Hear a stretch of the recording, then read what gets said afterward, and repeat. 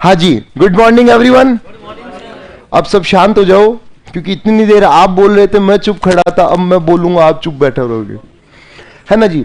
तो आवाज बढ़ जाएगी, आवाज बढ़ जाएगी। और वैसे भी मेरे को माइक की आवश्यकता नहीं रहती है, आप लोग चुप हो जाओगे तो अपना आप ही आवाज बढ़ जाएगी। माइक मैं सिर्फ ऑनलाइन वालों के लिए लगाता हूं, आप लोगों को आराम से आवाज सुनाई दे जाएगी, घबराने की जरूरत नहीं है आपको। तो आज जो है वैसे शेड्यूल के अंदर आपके थोड़ा सा ऊपर नीचे हुआ है, ठीक है, और अचानक से मुझे यहाँ पर प्रकट होना पड़ा। हालांकि मुझे तो देर बदेर जो है आना ही था आप लोगों के बीच में, तो थोड़ा जल्दी आ गया, अचानक सा आ गया। तो कोई बड़ी बात नहीं है, कॉपी नहीं लाए हो तो भी कोई बात नहीं, किसी रफ कॉपी के अंदर ही लिखना होता है आप लोगों को तो नोट्स बनाने के लिए, ठीक है। तो जो है आप उसको मैनेज कर लेना, आप उसको अच्छे से मैनेज कर लेना। और आज जो है हम इतिहास विषय के बारे में पढ़ने वाले हैं। राजस्थान का इतिहास तो आपने देखा होगा, आज हम शुरू करने वाले हैं भारतीय इतिहास के बारे में। भारतीय इतिहास के बारे में परिचर्चा करेंगे और आपके सिलेबस के अंतर्गत जो जो टॉपिक पूछे जाते हैं, जो विगत परीक्षाओं के अंदर जो जो प्रश्न बने हैं, उसके आधार पर हमने एक सिलेबस तैयार किया है और उस सिलेबस को ही हम यहाँ पर आने वाली 60-65 घंटों के अंदर जो है उसको पूरा करने का प्रयास करेंगे। तो देखिएगा, इतिहास का परिचय मैं नहीं समझता आप लोगों को देना चाहिए, क्योंकि राजस्थान का इतिहास पढ़ा है अगर आपने, तो राजस्थान के इतिहास के अंदर इतिहास का परिचय तो देख ही लिया होगा। नहीं पढ़ा अभी तक, चलो कोई बात नहीं, कोई बात नहीं, मैं बता दूंगा। अगर इतिहास के बारे में अगर बात करेंगे तो इतिहास के बारे में आप सभी जानते तो है ही कि इतिहास विषय हमें क्या बताता है। इतिहास विषय हमें प्राचीन घटनाओं का और अतीत के अंदर बीती हुई घटनाओं का एज इट वॉज, मतलब सटीक वर्णन बताने वाला विषय जो है वो कौन सा है, इतिहास है। इस विषय के नाम के अंदर ही इसका पूरा का पूरा जो है अर्थ छुपा हुआ है। इस विषय के नाम में ही अर्थ छुपा हुआ है और इस विषय के नाम के अंदर आता है इति प्लस हास। क्या रहा है? इति प्लस हास आ रहा है। और इति प्लस हास का मतलब देखने को मिलता है कि बिल्कुल ऐसा हुआ था, बिल्कुल ऐसा ही हुआ था। मतलब हमें प्राचीन घटनाओं का एज इट वॉज, जैसी की जैसी वो घटनाएं घटित हुई है, जैसी की जैसी वो घटनाएं घटित हुई है, उसका वर्णन करने वाला, उसका ज्ञान करवाने वाला जो विषय है वो कौन सा हो जाएगा? इतिहास हो जाएगा।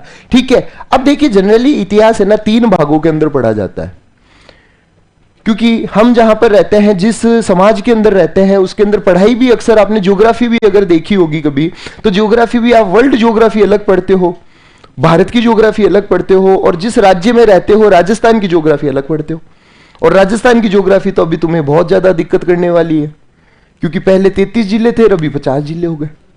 ठीक है, लेकिन हमारे यहां पर किसी भी प्रकार की दिक्कत नहीं है, क्योंकि इतिहास तो पहले भी वही था, अभी भी वही है और आगे भी वही रहेगा, आगे भी वही रहेगा। ठीक है। तो इस तरीके से इस इतिहास को भी हमने 3 भागों के अंदर बांटा है। एक तो आता है विश्व का इतिहास, एक आता है हमारे भारत का इतिहास, और एक कौन सा आता है? राजस्थान का इतिहास आता है। जिसमें से हम जो पढ़ने वाले हैं वो कौन सा भाग पढ़ने वाले हैं? भारतीय इतिहास पढ़ने वाले हैं। हम कौन सा भाग पढ़ेंगे? भारतीय इतिहास पढ़ेंगे। राजस्थान का इतिहास पढ़ाने के लिए आपको कोई दूसरा टीचर आएगा, ठीक है। मेरा जो यहां पर कर्तव्य रहेगा वो कौन सा सब्जेक्ट को लेकर रहेगा? भारतीय इतिहास को लेकर ये पूरा की पूरी बातें हम करने वाले हैं। इसमें से जो प्रश्न बने हैं, कैसे बन सकते हैं और किस प्रकार से उन प्रश्नों को आपको सॉल्व करना है, वो हम आने वाली कक्षाओं के अंदर देखने वाले हैं। तो हम क्या पढ़ेंगे? भारतीय इतिहास पढ़ेंगे। अब देखिए, मैंने कहने को तो कह दिया कि इतिहास जो है प्राचीन की घटनाओं का वर्णन है, लेकिन हमारे पास में ये ज्ञान भी तो होना चाहिए कि इन घटनाओं का वर्णन जो कर रहे हैं, इन घटनाओं का जो ज्ञान करवा रहे हैं, वो कौन कौन से शोध कर रहे हैं, कहां से हमें इतिहास का पता लग रहा है, कहां से हमें इतिहास का पता लग रहा है, वो भी तो हमको पता होना चाहिए ना। ठीक है। तो इतिहास का ज्ञान करवाने वाले स्रोत जो होते हैं वो कहलाते हैं ऐतिहासिक स्रोत। क्या कहलाते हैं? ऐतिहासिक स्रोत कहलाते हैं, जिससे हमें पता चलता है इतिहास का। आज अपन देखो, जो छोटी सी बात करें कि किसी भी चीज का पता लगता है आपको कैसे पता चला कि देश के प्रधानमंत्री जो है नरेंद्र मोदी जी 3री बार बन गए? कैसे पता चला? अपने आप ही एक दिन बैठे थे, ज्ञान प्राप्ति हुई, गौतम बुद्ध की तरह, ठीक है, दिमाग के अंदर आया कि मोदी जी प्रधानमंत्री बन गए, आपने उठे और कहा वाह मोदी जी वाह, कि वाह मोदी जी वाह, मजा आ गया क्या है? ऐसे तो हुआ नहीं, किसी न किसी सोर्स से हमको पता चला, चाहे वो न्यूज़पेपर हो, चाहे वो सोशल मीडिया हो, चाहे इलेक्ट्रॉनिक मीडिया हो, चाहे वो प्रिंट मीडिया हो, किसी न किसी स्रोत से तो हमको ज्ञान की प्राप्ति होती है। आज तुम लोग यहां पर पढ़ने के लिए आए हो और पढ़ते पढ़ते तुम जो यहां पर ज्ञान प्राप्त कर रहे हो तो वो भी किसी न किसी माध्यम से प्राप्त कर रहे हो। तुम एकदम यहां पर सारे के सारे बैठे हो, फिजिकली बैठे हो, भौतिक रूप से बैठे हो, तुम्हारी शरीर भी यहीं पर बैठा है, तुम्हारी आत्मा भी यहीं पर बैठी है। बैठी कि नहीं बैठी सबकी? कोई ऐसा तो नहीं है जिसका शरीर यहां पर बैठा है और आत्मा कहीं और घूम रही है, वो भी अपना शरीर लेकर, अपना मुंह लेकर चला जाए। जिसकी आत्मा यहां पर नहीं है वो यहां से क्लास से चले जाए। क्योंकि देखिए आने वाले विषय के अंदर जब मैं बताऊं, ये थोड़ा सा टॉपिक क्या रहता है कि जिसने भी आज इतिहास का नाम भी सुना होगा ना, या अचानक मेरा चेहरा देखा होगा ना, तो उसका मूड खराब हो गया होगा कुछ एक का। ठीक है, इतिहास का नाम तो 2 दिन रुक जा बेटा, फिर वो सही बात अच्छी बात में बदलने वाली है। ठीक है, इतिहास का नाम सुनते ही बच्चे क्या हो जाते हैं, थोड़े से, अरे यार के ये तो बोर करेगा सब्जेक्ट, सुबह सुबह 7 बजे लगा दिया यार, ऐसे ही नींद आती है इस वक्त तो, और ऐसा बोर सब्जेक्ट लगा दिया कि इस वक्त। लेकिन इस विषय को अगर आप इंटरेस्ट लेकर पढ़ोगे और पढ़ाने वाला भी इसके अंदर अगर एफर्ट्स देगा अपने, तो अपने आप मजा आएगा। अपने आप क्या आएगा? मजा आएगा। तो आपको मजे लेकर पढ़ना है इसको, ठीक है। और मजे के अंदर यूं भी नहीं है कि आपको बहुत ज्यादा पूरा का पूरा मजे में ही चला जाना है, टॉपिक से भटक जाना है, ठीक है। मजे लेकर पढ़ना है और यहीं पर रहना है आप लोगों को, बिल्कुल यहीं पर रहना है। कई बच्चे कहते हैं ना सर पढ़ें कैसे। आजकल के बच्चों का सबसे बड़ा एक सवाल रहता है कि सर पढ़े कैसे। अब पढ़ने का तरीका ये तो है नहीं कि सर कर लो नीचे और पैर कर लो ऊपर, किताब रख लो नीचे और डिप्स निकालते निकालते पढ़ रहे हो, ठीक है। ऐसे तो पढ़ना नहीं है। पढ़ना तो सबका तरीका एक ही है। क्लास के अंदर भी बैठने का एक तरीका होता है। एक तो पूर्ण चेष्टा के साथ यहां पर बैठे रहो और आपको जो चीजें बताई जा रही है उसको ग्रहण करो, ठीक है। अगर यहां पर आप भौतिक रूप की जगह मानसिक रूप से भी बैठे हो तो यहां पर क्लास में बताई गई बात आपको क्लास में ही याद हो जाएगी। क्लास में बताई गई बात क्लास में याद हो जाएगी। अब यहां पर बेचारा कोई भी शिक्षक आ रहा है और तुम्हारा ध्यान तो कहीं और है। बाबू ने खाना खाया कि नहीं खाया है, दिमाग तो वहां पे चल रहा है, तो दिमाग में फिर बाबू ही दौड़ेगा। यहां पर अकबर बीरबल बाबर ये कोई नहीं दौड़ने वाला है बेचारे। तो अपना ध्यान बाबू को बाहर फेंक कर आओ, बाबू को पूरा का पूरा पूर्ण रूप से दिमाग से भी बाहर फेंक कर आओ और यहां पर सिर्फ और सिर्फ ध्यान दो। तो आप अगर यहां पर बैठे हो, मानसिक रूप से ज्ञान प्राप्त कर रहे हो, तो कोई ना कोई सोर्स है उसका। आप भौतिक रूप से ज्ञान प्राप्त कर रहे हो। ऑनलाइन वाले बच्चे कह रहे हैं कि सर ऑनलाइन वालों से भी बात कर लेना। मैं यहां पर बातें करने नहीं आया हूं, मैं पढ़ाने आया हूं सबसे पहले तो, ठीक है। तो ऑनलाइन वाले भी मुझे देख रहे हैं, तो उनके लिए जो सोर्स है ज्ञान का वो क्या हो गया? मोबाइल हो गया। मतलब किसी न किसी माध्यम से वो क्या कर रहे हैं? ज्ञान प्राप्त कर रहे हैं। तो इतिहास का भी पता चलेगा हमको। क्या पता चलेगा? इतिहास का पता चलेगा, वो भी किसी न किसी माध्यम से पता चलेगा, किसी न किसी सोर्स से पता चलेगा। और जो सोर्स हमें इतिहास के बारे में बताएगा वो क्या कहलाता है?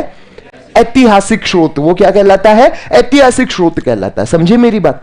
ठीक है। देखिए अपना पहला टॉपिक सिंधु घाटी सभ्यता है, लेकिन फिर भी इनके बारे में अगर हमें जब तक पता नहीं होगा ना, तब तक हमें क्या हो सकती है? दिक्कत हो सकती है। इसलिए एक छोटा सा इंट्रोडक्शन दे रहा हूं मैं यहां पर। इसको टॉपिक के हिसाब से नहीं, हमको किस हिसाब से देखना है? इंट्रोडक्शन के हिसाब से देखना है, ठीक है। तो इतिहास का ज्ञान करवाने वाले स्रोत क्या कहलाते हैं? ऐतिहासिक स्रोत कहलाते हैं।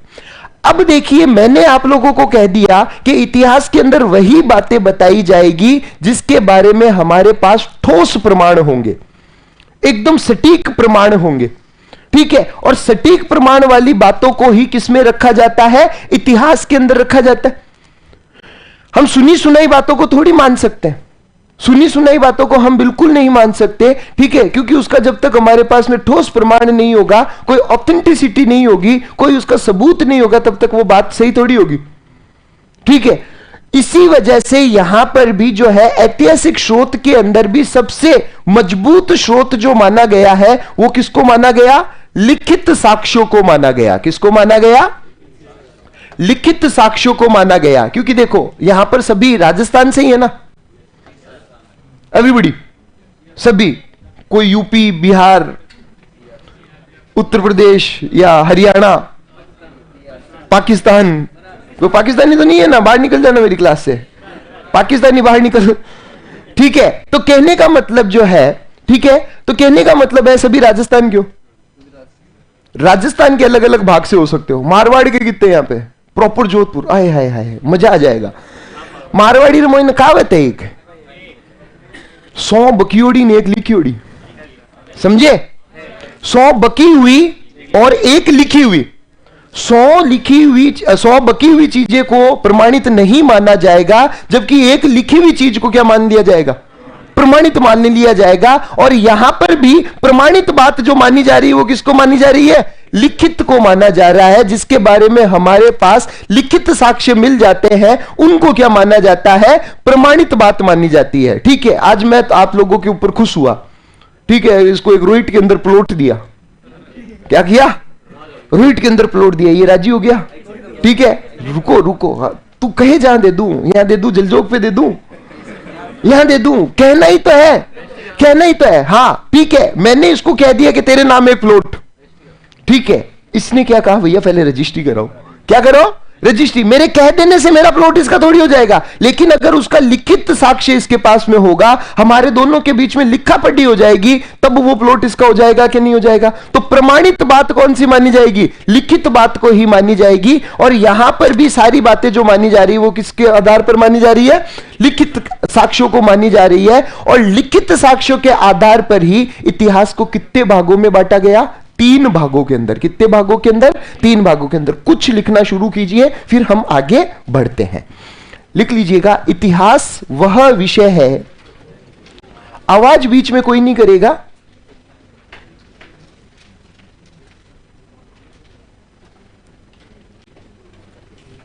मुझे जानते तो हो ना, तुम नहीं जानते हो, कोई बात नहीं, ठीक है। मैं सिर्फ इतना ही बताना चाहूंगा, बीच में अगर किसी ने अनुशासनहीनता की तो मैं बड़ी इज्जत के साथ बाहर निकालता हूं, बेइज्जती बिल्कुल नहीं करूंगा। आप लोगों को फील भी होगी कि हो क्या रहा है, बेइज्जती हो रही है, इज्जत हो रही है, लेकिन मैं बाहर निकाल दूंगा। ओके, हाँ लिखिए, इतिहास वह विषय है, इतिहास वह विषय है जो हमें, इतिहास वह विषय है जो हमें भूतकाल की घटनाओं का, इतिहास वह विषय है जो हमें भूतकाल की घटनाओं का सटीक वर्णन देता है। इतिहास वह विषय है जो हमें भूतकाल की घटनाओं का सटीक वर्णन देता है तथा घटनाएं जैसे घटित हुई थी, तथा घटनाएं जैसी घटित हुई थी, घटनाएं जैसी घटित हुई थी वैसा ही अध्ययन करवाता है, वैसा ही अध्ययन करवाता है।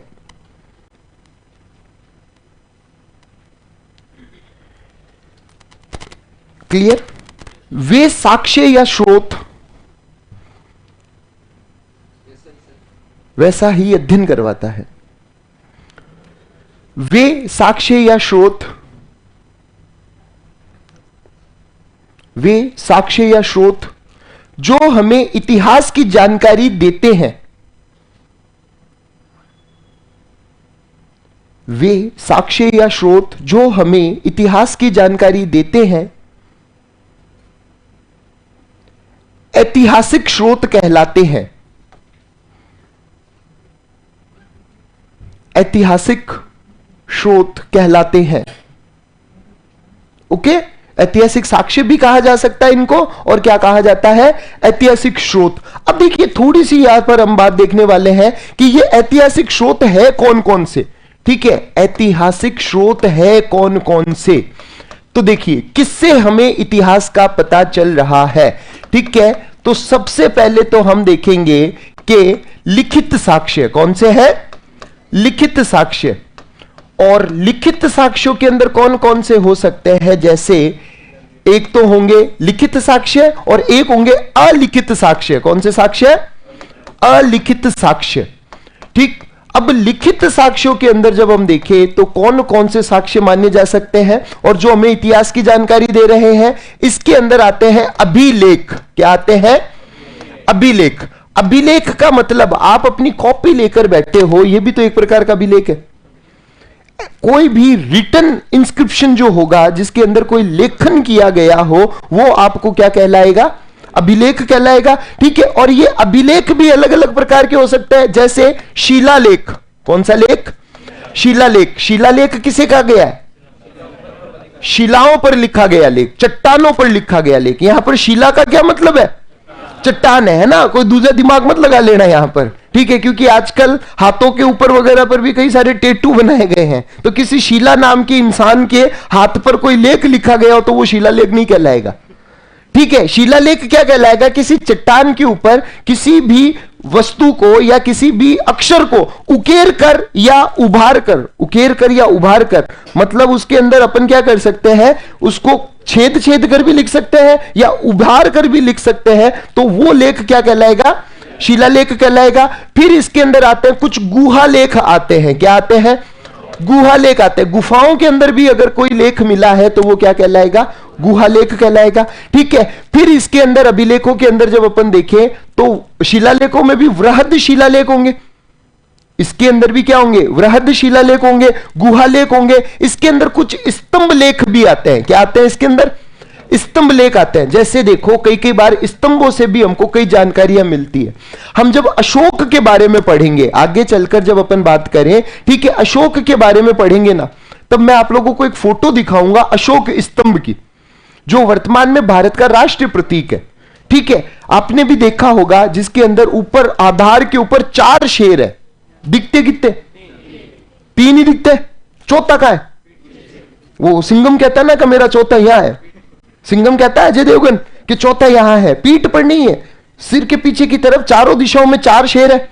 ठीक है, नीचे चित्र वल्लारी के अंदर 4 पशु और है, शेर है, हाथी है, घोड़ा है, बैल है। ठीक है, फिर बीच में अशोक चक्र है। तो ये क्या कर रहे हैं कि ये चित्र के माध्यम से भी कई सारी जानकारियां दे रहे हैं। सारनाथ के अंदर महात्मा बुद्ध के द्वारा प्रथम बार उपदेश दिया गया था, तो शेर कुछ और ज्ञान दे रहा है, घोड़ा कुछ और ज्ञान दे रहा है, अशोक चक्र कुछ ज्ञान दे रहा है। यानी स्तंभ के आधार पर भी हमको क्या है? चित्रों से समझा दिया गया। क्या कर दिया गया? चित्रों से समझा दिया गया। तो उसको भी हम कौन सी श्रेणी के अंदर रखेंगे? अभिलेखों की श्रेणी के अंदर ही रखेंगे। फिर देखिए, अभिलेखों के अंतर्गत ही आते हैं साहित्य। क्या आते हैं? साहित्य। और साहित्य भी जब हम देखें तो 2 प्रकार के हो सकते हैं। एक तो कौन से साहित्य होंगे? धार्मिक साहित्य। कौन से साहित्य? धार्मिक साहित्य। और एक होंगे धर्मेतर साहित्य। कौन सा साहित्य? धर्मेतर, धर्म से इतर साहित्य। अब आप कहोगे कि सर इनसे इतिहास कैसे पता चलेगा? आपने रामायण पढ़ी होगी, आपने महाभारत पढ़ी होगी, तो रामायण और महाभारत के अंदर क्या हमें जनपद काल की जानकारी नहीं मिलती? कुरु का इतिहास मिलता है, हस्तिनापुर का इतिहास मिलता है, कौरवों की जानकारी मिलती, पांडवों की जानकारी मिलती है। तो धार्मिक ग्रंथों से भी हमें इतिहास का पता चल जाता है, तत्कालीन राजनीतिक व्यवस्था का पता चल जाता है। तो ये साहित्य भी क्या होंगे? ये हमें इतिहास की जानकारी देंगे। फिर देखिए, दूसरे साहित्य होते हैं धर्म से अलग, जैसे कौटिल्य का अर्थशास्त्र धार्मिक नहीं है, लेकिन एक साहित्य है, एक ग्रंथ है। ठीक है, तो वो भी हमको क्या करता है? जानकारी देता है। तो साहित्यों से भी हमको क्या चल जाता है? पता चल जाता है। फिर देखिए, लिखित साक्ष्यों के अंदर आते हैं सिक्के। क्या आते हैं? सिक्के। ठीक है, सिक्कों से इतिहास का पता चलता है कि नहीं चलता है? सिक्कों से। है किसी के पास सिक्का? है? देना 1 मिनट, पीछे वाले हाथ में मत डालो जेब में। हाँ हाँ, कोई भी सिक्का होना चाहिए बस। हाँ जी, ये देखो ये नकली है भाई।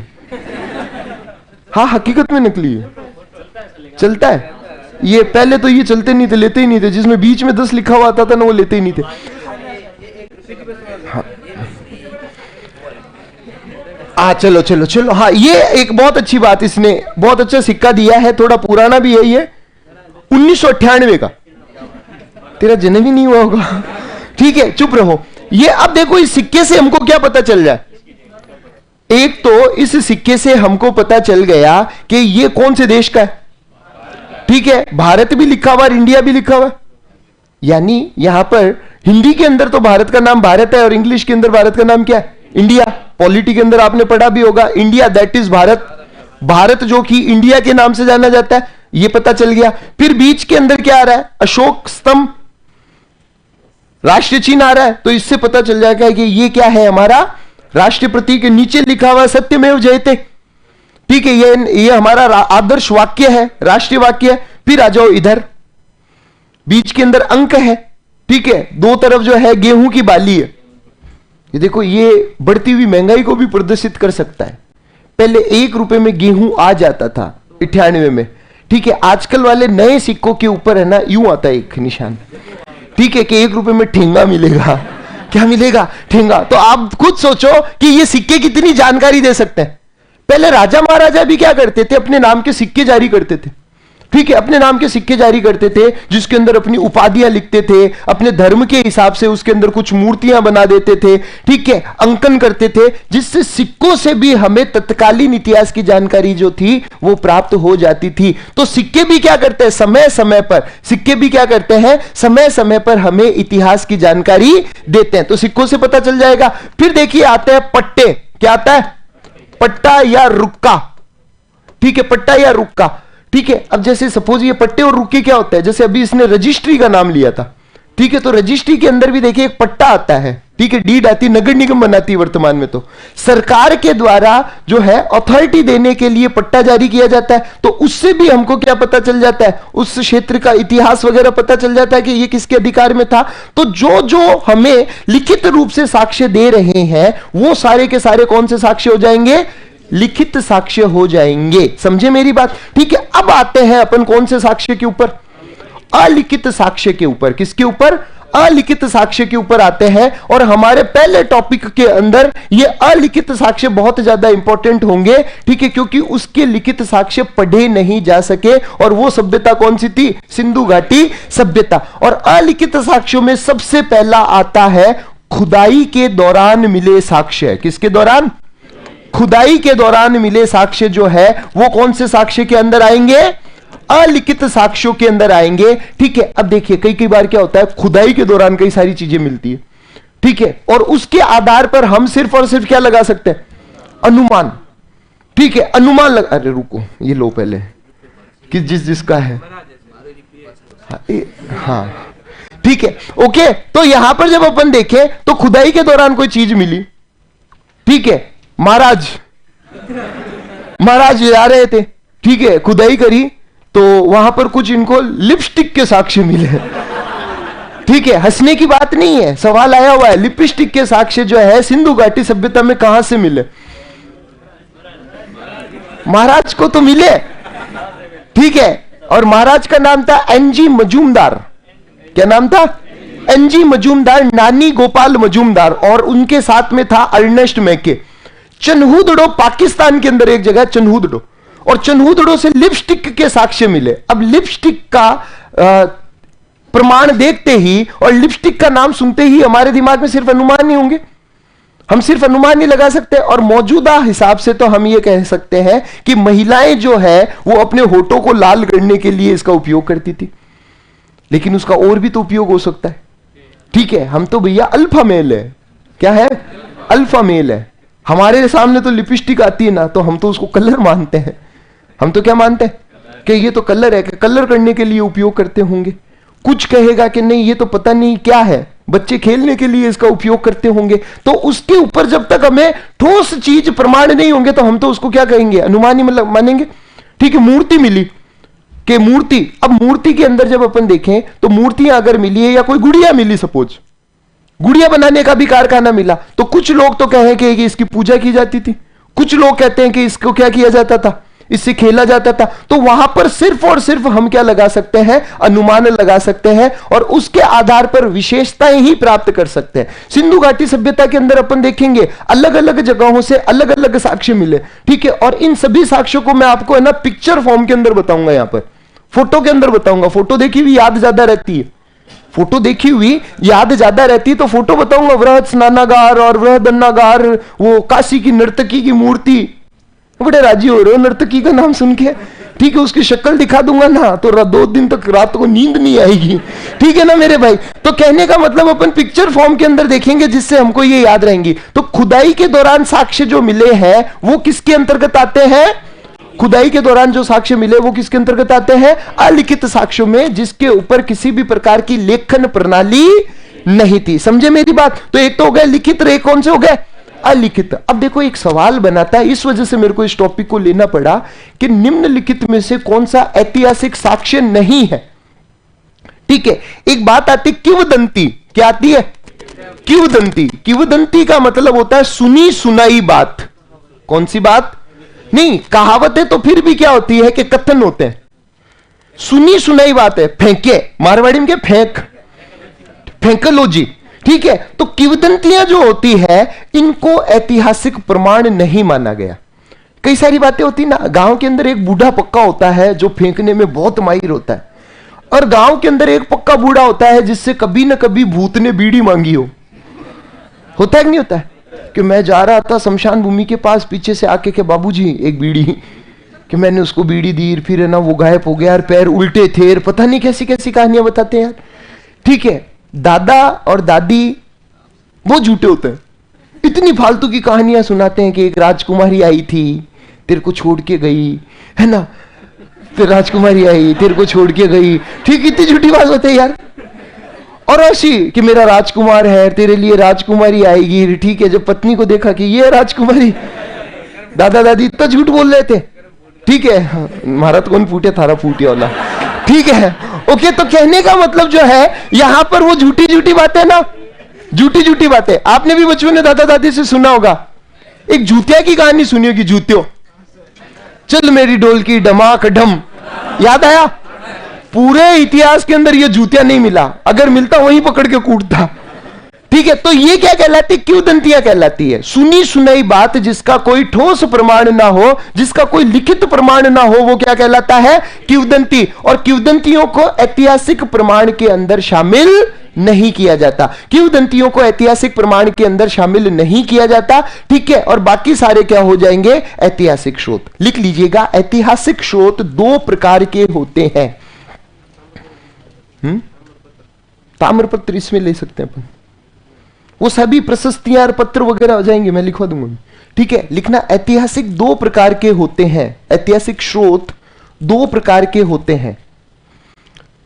पहला लिखना लिखित ऐतिहासिक स्रोत।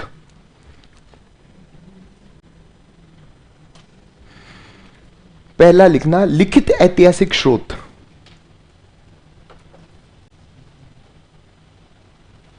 लिखना वे साक्ष्य जो हमें लिखित रूप में प्राप्त हुए, वे साक्ष्य जो हमें लिखित रूप में प्राप्त हुए, जैसे अभिलेख, जैसे अभिलेख, कोष्टक करके लिख लेना, शिलालेख, गुहालेख, स्तंभलेख आदि। वे साक्ष्य जो हमें लिखित रूप में प्राप्त हुए, जैसे अभिलेख, कोष्टक में लिखना शिलालेख, गुहालेख और स्तंभलेख आदि।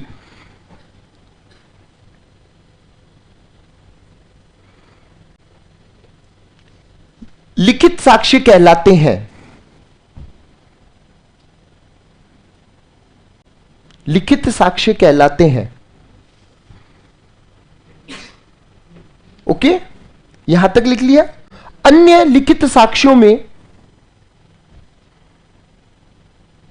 अन्य लिखित साक्ष्यों में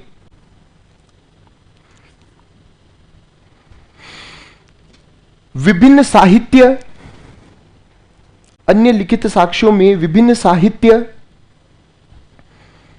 ग्रंथ, विभिन्न साहित्य, ग्रंथ, सिक्के, मोहरें, सिक्के, मोहरें, मोहरें, पट्टे, रुक्के, रुक्का पट्टा ही होता है, पट्टे को ही क्या कहा जाता है? रुक्का कहा जाता है। पट्टे, रुक्के, ताम्रपत्र, प्रशस्ति पत्र, प्रशस्ति पत्र आदि भी शामिल है, आदि भी शामिल है। ओके, ठीक है, ये भी शामिल है। नेक्स्ट लिख लेना, अलिखित साक्ष्य, अलिखित साक्ष्य,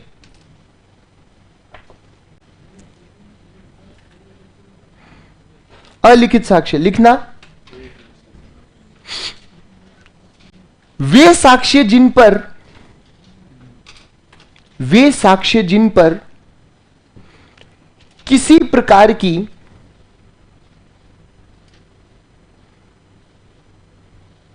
लेखन लिपि प्राप्त नहीं हुई हो, वे साक्ष्य जिन पर किसी प्रकार की लेखन लिपि प्राप्त नहीं हुई हो, अलिखित साक्ष्य कहलाते हैं, अलिखित साक्ष्य कहलाते हैं।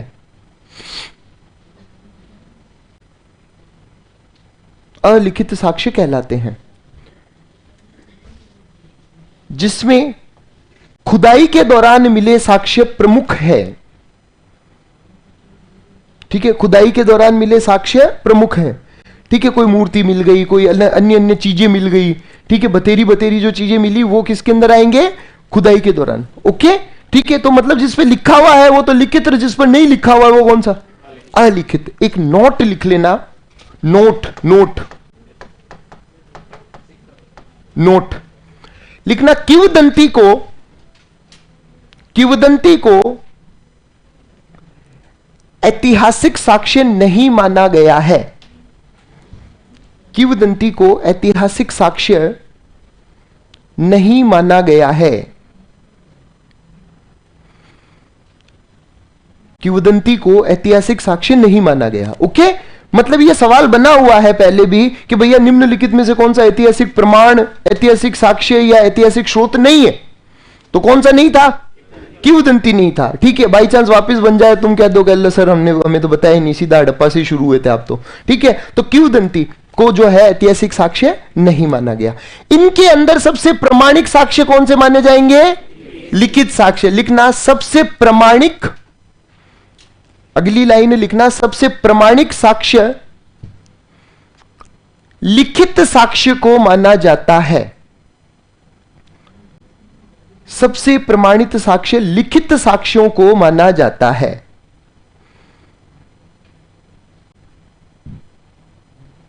ठीक है, सबसे प्रमाणित साक्ष्य किसको माना जाता है, लिखित साक्ष्य को माना जाता है। समझ गए मेरे भाई।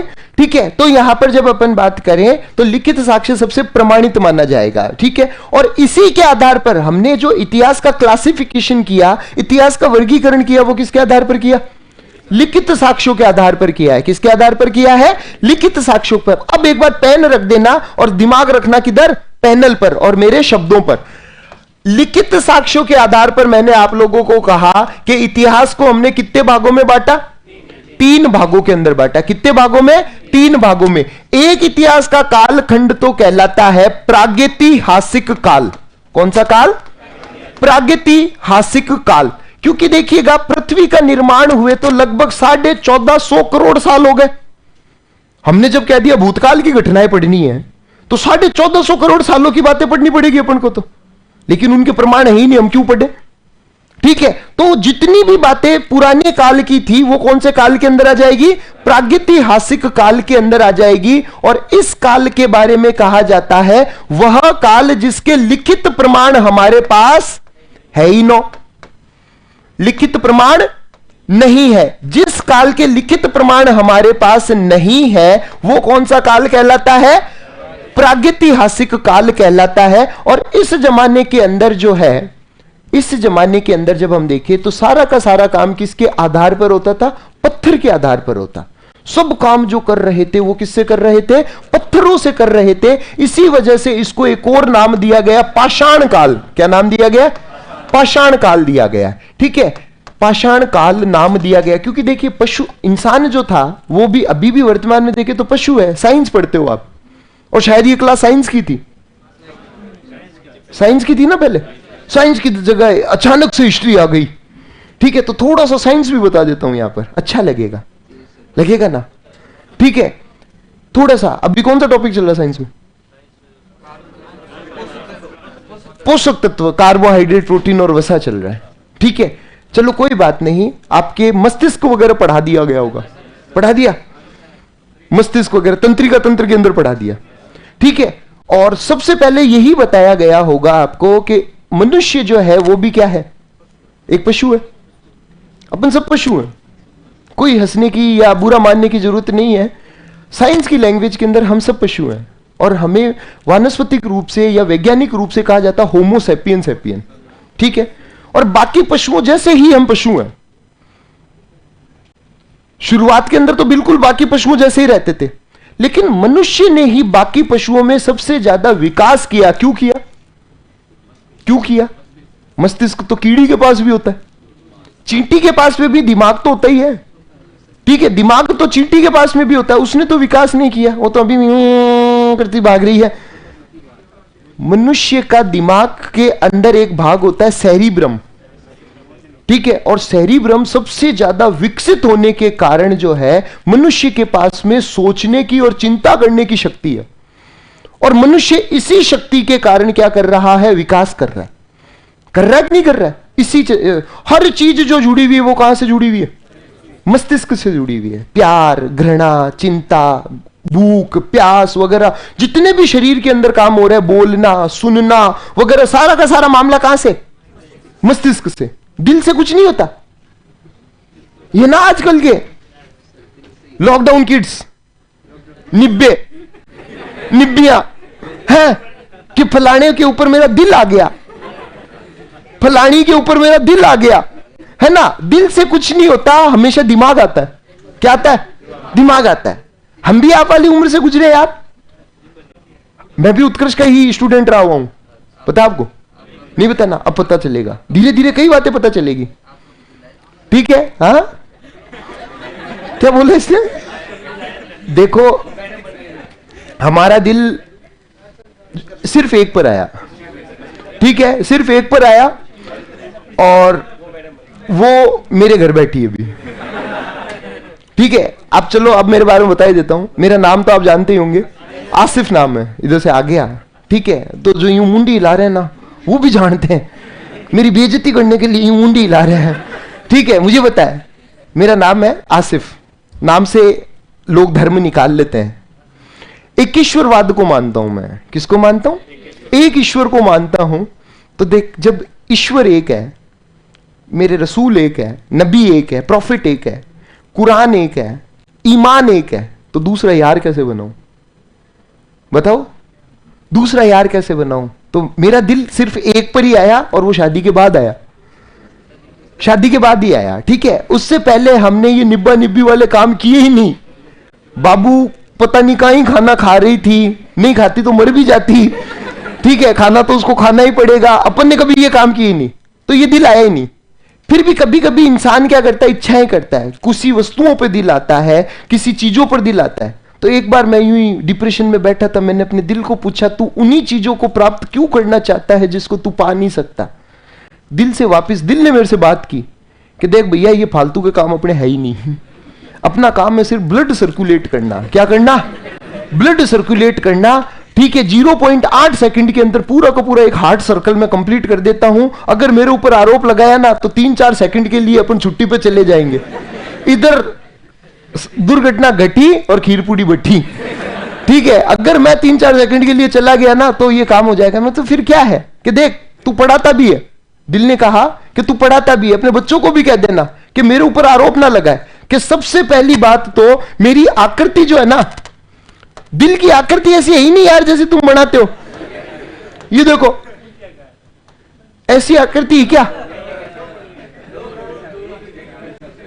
एक मिनट, ये देखो, रुको जरा, सब्र करो। ठीक है, ये चलो, ये छोटा सा दिल है, ऐसी आकृति का दिल होता है क्या? नहीं होता, बिल्कुल नहीं होता। दिल की आकृति तो होती है ऐसी बंद मुट्ठी के समान, शंकुआकार होती है ना। ऐसी आकृति का शरीर के अंदर कोई अंग है नहीं, किडनी नहीं। रुक देख, मैं बताता हूं। किडनी नहीं है, किडनी से जुड़ा हुआ ही।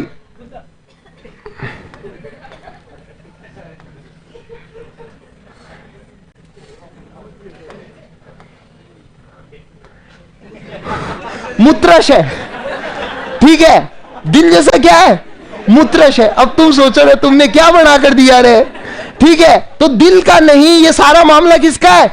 दिमाग का, दिमाग का, मूत्राशय का नहीं है, ठीक है। मूत्राशय तो 1500 ml का है अपना, ठीक है, वो तो भरेगा तो तुम्हें उठकर जाना पड़ेगा, ठीक है, मैं नहीं जाने दूंगा तो यूं कह के जाओगे, ठीक है। सारा का सारा मामला जो जुड़ा हुआ है किससे जुड़ा हुआ है?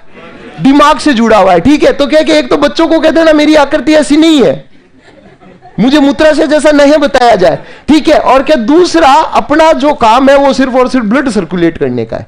मेरे कहने का, समझाने का मकसद यही था कि मनुष्य के पास में दिमाग है और दिमाग के दम पर उसने क्या किया? पूरा का पूरा विकास किया। दिमाग के दम पर उसने क्या किया था? पूरा का पूरा विकास किया। समझे? मनुष्य बैठा रहता था, धीरे धीरे वो विकसित होता है और इसने क्या किया? विकास करना शुरू किया और धीरे धीरे उसने लिखना शुरू किया। उसने क्या किया? ठीक है, धीरे धीरे उसने लिखना शुरू किया और जब उसने लिखना शुरू कर दिया, एक काल देखने को मिलता है, आद्य ऐतिहासिक काल। कौन सा काल देखने को मिलता है? आद्य ऐतिहासिक काल देखने को मिलता है। और आद्य ऐतिहासिक काल के हमको लिखित प्रमाण तो मिले हैं, इसके लिखित प्रमाण मिले हैं, लेकिन पढ़े नहीं जा सके। लिखित प्रमाण मिले लेकिन पढ़े नहीं जा सके, समझे नहीं जा सके, ठीक है, पढ़े नहीं जा सके। मतलब अभी अगर आप लोगों को नोट्स मिले, जैसे सपोज आपको क्या मिला? नोट्स मिले सबको, सबको मिले, कोई ऐसा नहीं है जिसको नोट्स नहीं मिला। पढ़ते कितने को रहे हैं? घर पे ले जाके रखे हैं बस। और अगर बाई चांस हमने देने में थोड़ी सी लेट कर दिया होता ना, खून पी जाते हमारा। अरे सर नोट्स नहीं मिले, नोट्स नहीं मिले। पढ़ा करो, पढ़ा करो। हाँ, फीस दी है आपने, याद रख, ठीक है, तो हमने तो हमारा कर्तव्य पूरा कर दिया, तुम भी करो, है ना बेटा। तो नोट्स अगर तुमको मिले, कौन सी भाषा में मिले? हिंदी में मिले, ठीक है, देवनागरी लिपि में मिले। और कल को मैं तुम्हें नोट्स दूंगा तमिल लैंग्वेज में, ठीक है, तुम उनको देखोगे, इल्ला इल्ला क्या ये तो समझ में नहीं आ रहा, समझ में नहीं आ रहा। इल्ले, इल्ले का मतलब होता है नहीं, तेलुगु के अंदर, ठीक है, कि ये तो समझ में नहीं आ रहे। तो आपके पास में लिखित साक्ष्य तो है लेकिन समझा नहीं जा सका, तो वो आपके किसी काम का है क्या? नहीं काम का, ठीक है। यानी हमारे पास में सोर्स तो है लेकिन उसको समझा नहीं जा सका। एक बादशाह था अकबर, नाम सुना होगा आपने, अपन पढ़ेंगे भी। बचपन का नाम था बदरुद्दीन, बद्रियो है। तो वो जब राजा बना तो उसकी शादी हुई थी हरकाबाई से। किससे? जोधा नहीं थी, पत्नी हरका थी, ठीक है। तो हरका बाई से शादी हुई तो हरका ने अकबर को खुश करने के लिए फारसी सीखी। मुगलों की राजभाषा थी फारसी। फारसी सीखी, एक मलमल का कपड़ा लिया और बड़ा खूबसूरती से कसीदा उस पर किया, नाम लिखा जलालुद्दीन मोहम्मद अकबर, ठीक है, फ्रेम करवाया और जाकर गिफ्ट दिया अकबर को, अपने पति को। देखो उल्टा जमाना है, पत्नियां गिफ्ट दे रही है, पत्नियां गिफ्ट दे रही है। आजकल जो है पति देता है बेचारा गिफ्ट, पत्नियां नहीं देती है। और वो भी क्यों दे रही है पत्नी गिफ्ट? क्योंकि पहले पत्नियां ज्यादा होती थी, उन पत्नियों में कंपटीशन होता था, ज्यादा होगी तो कंपटीशन होगा। तो अपने राजा को खुश करने के लिए पत्नी ने गिफ्ट दिया। अकबर ने उसको यूं देखा, यूं देखा। अपन 500 का नोट देखते ना, पता कुछ नहीं चलता पर देखते हैं, है ना। यूं देखा, यूं देखा, यूं देख रहा है कि बहुत खूब, पर लिखा क्या है? अकबर वाज शॉक रॉक्ड, हरका वाज रॉक्ड। वो कहते हो ना आजकल के जमाने, हरका वाज शॉक्ड। क्या आपको पढ़ना नहीं आता क्या? अकबर रोने लगा कि उम्र भर युद्ध करता रहा, पढ़ने का कभी मौका मिला ही नहीं, ठीक है। और इतिहास का एकमात्र अनपढ़ राजा कौन सा है? अकबर है। यानी अकबर के पास में वो साक्ष्य तो था लेकिन उसको पढ़ नहीं पाया, इसीलिए अकबर के लिए तो वो साक्ष्य कौन से काल का रख दिया गया? आद्य ऐतिहासिक काल का। भले अकबर को गाली लिखकर दे देती ना हरका कि थारू ब्याह करने मारो कर्म फूट गया, तो भी अकबर कहता वाह बहुत खूब, क्योंकि अकबर को तो पढ़ना ही नहीं आ रहा है, ठीक है। तो वो सारी बात जो हमारे पास में है, ठीक है, तो वो सारी की सारी बातें किसमें आएगी? आद्य ऐतिहासिक काल के साक्ष्य तो है हमारे पास लेकिन पढ़े नहीं जा सके। जैसे सिंधु घाटी सभ्यता, सिंधु घाटी सभ्यता की लिपि मिली, लेकिन अभी तक समझी नहीं जा सकी, इसीलिए उसको कौन से काल में रखोगे? आद्य ऐतिहासिक काल। फिर तीसरा काल आता है बेटा, कौन सा? ऐतिहासिक काल। कौन सा काल? ऐतिहासिक काल। और ऐतिहासिक काल के अंदर जब हम देखें तो इसके हमारे पास स्पष्ट लिखित प्रमाण है। इसके हमारे पास में क्या है? स्पष्ट लिखित प्रमाण है। वो कौन सा काल कहलाएगा? ऐतिहासिक काल कहलाएगा। इसके स्पष्ट लिखित प्रमाण है, वो कौन सा काल कहलाएगा? ऐतिहासिक काल। मतलब हर चीज लिखी हुई मिल रही है, ठीक है, उसका पूरी जानकारी मिल रही है, वो कौन सा काल है? ऐतिहासिक काल। अब देखिएगा, प्रागैतिहासिक काल को हमने कौन सा काल बताया? पाषाण काल। इसको भी फर्दर क्या किया गया है? 3 भागों के अंदर बांटा गया। एक तो कौन सा काल होगा? पूरा पाषाण काल। कौन सा काल? पूरा पाषाण काल। और इसके अंदर जो है सिर्फ और सिर्फ मनुष्य ने जो है आग का आविष्कार किया। पत्थर से पत्थर टकराया, चिंगारी उठी और आग का आविष्कार किया। धीरे धीरे यह विकास कर रहा था और काल आता है मध्य पाषाण काल। कौन सा काल? मध्य पाषाण काल। अब ये बाकी पशुओं को भी क्या करने लगा? अपना पालतू बनाने लगा, ठीक है। और पहली बार अगर किसी पशु को पालतू बनाया गया था तो वो पालतू पशु कौन सा था? कुत्ता। कौन सा था? कुत्ता, ठीक है। तो कुत्ते को इन्होंने क्या बनाया? पालतू बनाया। और धीरे धीरे अब मनुष्य क्या कर रहा है? विकास कर रहा है। और विकास का ये काल जो है वो कौन सा कहलाया? नव पाषाण काल। कौन सा काल कहलाया? नव पाषाण काल कहलाया। तो कहने का मतलब इस काल को भी हमने कितने भागों में बांट दिया? 3 भागों के अंदर बांट दिया, ठीक है। पूरा पाषाण काल, मध्य पाषाण काल और नव पाषाण काल। उसके बाद में तो लिखित साक्ष्य आने लग गए थे, लेकिन समझे नहीं गए, तो आद्य ऐतिहासिक काल। और जिसके ठोस लिखित साक्ष्य थे, स्पष्ट लिखित साक्ष्य थे, वो कौन सा हो जाएगा? ऐतिहासिक काल। एक बार ये बना लीजिए बिना आवाज करे। ऐसे का ऐसे। सर रुकैया कौन थी? रुकैया अकबर की पहली पत्नी थी। खूब सारी पत्नियां थी यार। इतिहास पढ़ा रहा हूं, कभी ये मत पूछना फलाने राजा की कितनी रानियां थी और कितने बेटे थे। उनको खुद को ही नहीं पता, तो मेरे को क्या पता? मैं मेरा कह सकता हूं, अपनी एक ही है। क्या पता? तो तेरे को पता करके भी क्या करना है, और मुझे तुझे साबित करके भी कुछ प्राप्त नहीं होना।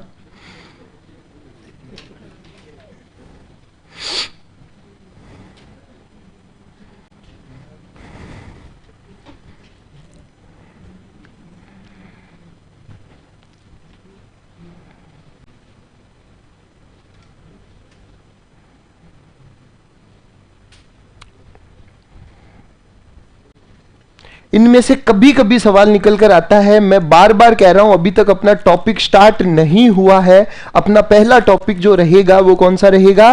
सिंधु घाटी सभ्यता। लेकिन फिर भी कोई भी विषय पढ़ो तो उसका इंट्रोडक्शन पढ़ना जरूरी है, ठीक है। नींव जब तक मजबूत नहीं होगी ना किसी विषय की, तब तक आप लोगों को दिक्कत आ सकती है। तो नींव मजबूत रखें।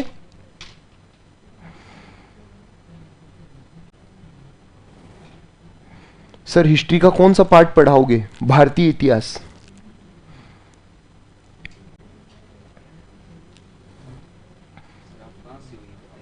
मैं कहां से हूं?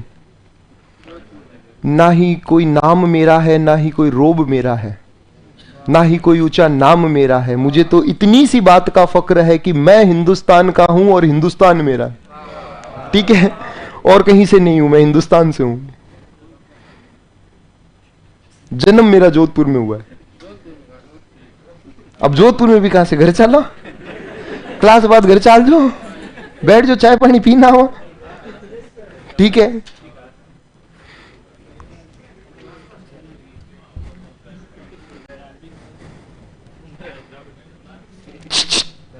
आवाज नहीं। देखो ये जो बीच में मैं थोड़ी सी हल्की फुल्की क्लास का माहौल इसलिए रखता हूं कि इतिहास के अंदर आपका इंटरेस्ट बना रहे। तो उसको माथे नहीं चढ़ाना आपको, है ना, ठीक है। मेरे को माथे चढ़ाना आता है तो उतारना भी आता है।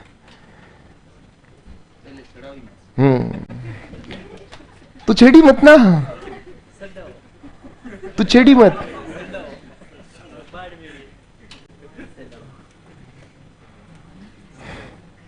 लिख लिया बेटा? लिख लिया, ठीक है। यानी हमने इतिहास को कितने भागों में बांट दिया है?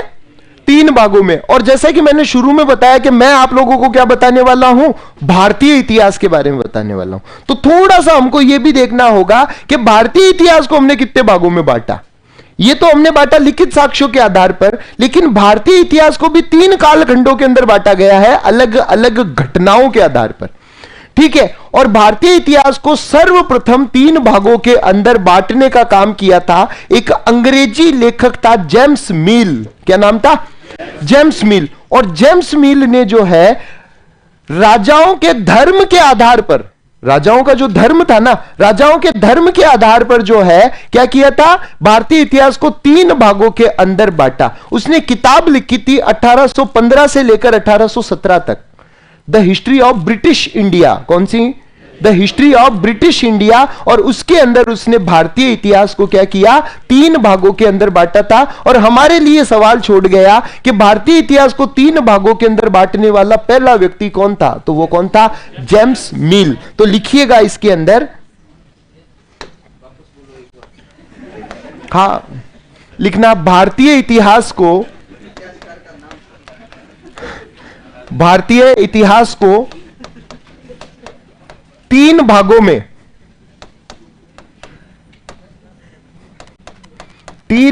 में जेम्स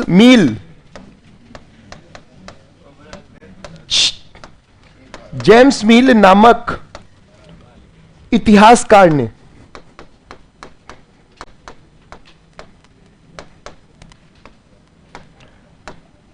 अपनी पुस्तक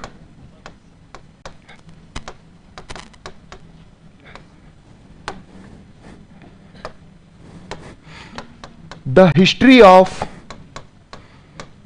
British India, the history of British India में बांटा। The history of British India में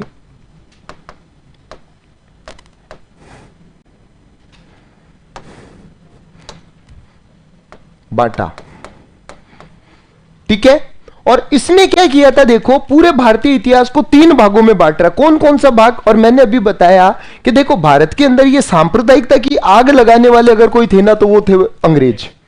ठीक है। और अंग्रेज ही हमेशा क्या करते थे, भारतीयों को बांटने का काम करते। और इन्होंने जो है पढ़ाई के अंदर भी क्या किया, बांटने का काम किया। और इसने पहला काल जो बताया वो बताया हिंदू काल। कौन सा काल बताया? हिंदू काल बताया। और हिंदू काल माना जाता है शुरुआत, मतलब जहां से पृथ्वी की शुरुआत हुई है तब से लेकर 1206 ईस्वी तक। कब तक? 1206 ईस्वी तक का काल इसने जो बताया वो कौन सा बताया?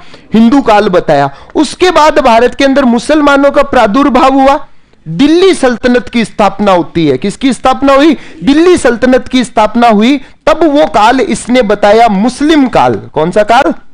मुस्लिम काल बताया। और मुस्लिम काल बताया जाता है 1206 से लेकर 1707 तक। 1206 से लेकर 1707 ईस्वी तक। कहां तक? ईस्वी तक का काल जो है वो मुस्लिम काल बताया। उसके बाद में इसने अपना काल बता दिया अंग्रेजी काल। कौन सा काल? अंग्रेजी काल। और अंग्रेजी काल जो शुरू हुआ इसने कहा 1707 में ऐसी कौन सी घटना हुई? मुगलों का एक बादशाह हुआ करता था औरंगजेब। कौन? औरंगजेब। और औरंगजेब की मृत्यु के बाद में मुगलों का पतन हो गया। और तब से कौन सा काल माना गया? अंग्रेजी काल। और इसने तो कहा था 1815 तक। ये तो कोई भी अगर बात लिखेगा तो अभी आप कोई किताब लिखोगे, ठीक है, तो आप तो कहां तक लिखोगे? 2024 तक की घटनाएं लिखोगे। ठीक है। तो ये जो किताब लिख रहा है the history of British India, ये कब लिख रहा है? ये 1815 के अंदर लिख रहा है। तो ये तो कब तक बताएगा? 1815 तक बताएगा। यानी हम यहां पर कहेंगे अंग्रेजी काल जो था ये बताता 1815 तक, लेकिन हम तो जानकारी रखते ही है ना, तो हम कर लेंगे इसको 1947 तक। कब तक कर लेंगे? 1947 तक। ठीक है। इसी वजह से जो है ये तीन भागों के अंदर बटा। अब हम तो धर्म के आधार पर किसी भी प्रकार का क्लासिफिकेशन नहीं कर सकते। इसी वजह से हिंदू काल को कहा गया है प्राचीन भारतीय इतिहास। कौन सा इतिहास? प्राचीन भारतीय इतिहास। ये कौन सा इतिहास कहलाएगा? प्राचीन भारतीय इतिहास कहलाएगा। प्राचीन भारतीय इतिहास कहलाएगा, जो शुरुआत से लेकर 1206 तक। ठीक ठीक है। फिर आता है मुस्लिम काल को हमने कहा मध्यकालीन भारतीय इतिहास, मिडाइवल इंडियन हिस्ट्री, मध्यकालीन भारतीय इतिहास, जिसके अंदर दिल्ली सल्तनत पढ़ा जाएगा, मुगल काल पढ़ा जाएगा, विजयनगर पढ़ा जाएगा। ठीक है, ये जो भी अपने सिलेबस के अंदर आता है वो इसके अंदर देखेंगे, और ये पूरा का पूरा जो है मध्यकालीन भारतीय इतिहास होगा। और अंग्रेजी काल को हम कहेंगे आधुनिक भारतीय इतिहास। कौन सा इतिहास? आधुनिक भारतीय इतिहास, जो माना जाता है 1707 से लेकर वर्तमान तक। कल जो घटना घटित हुई वो भी तो हमारे लिए हिस्ट्री है, वो वापस थोड़ी घटित हो सकती है। ठीक है, वो वापस थोड़ी घटित हो सकती, तो वाली बात है। तो आधुनिक भारतीय इतिहास जो है ये वर्तमान तक माना जाएगा। और इस प्रकार से भारतीय इतिहास को कितने खंडों के अंदर बांट दिया हमने? 3 खंडों के अंदर बांट दिया। समझ गए मेरी बात? लिख लीजिए।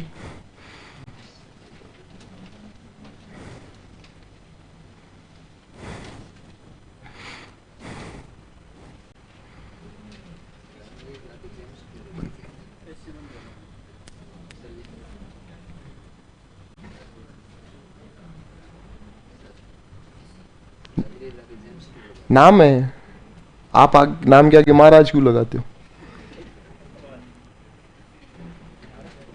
नाम है इनका, जेम्स नाम होता है भैया। हाँ होता है जेम्स।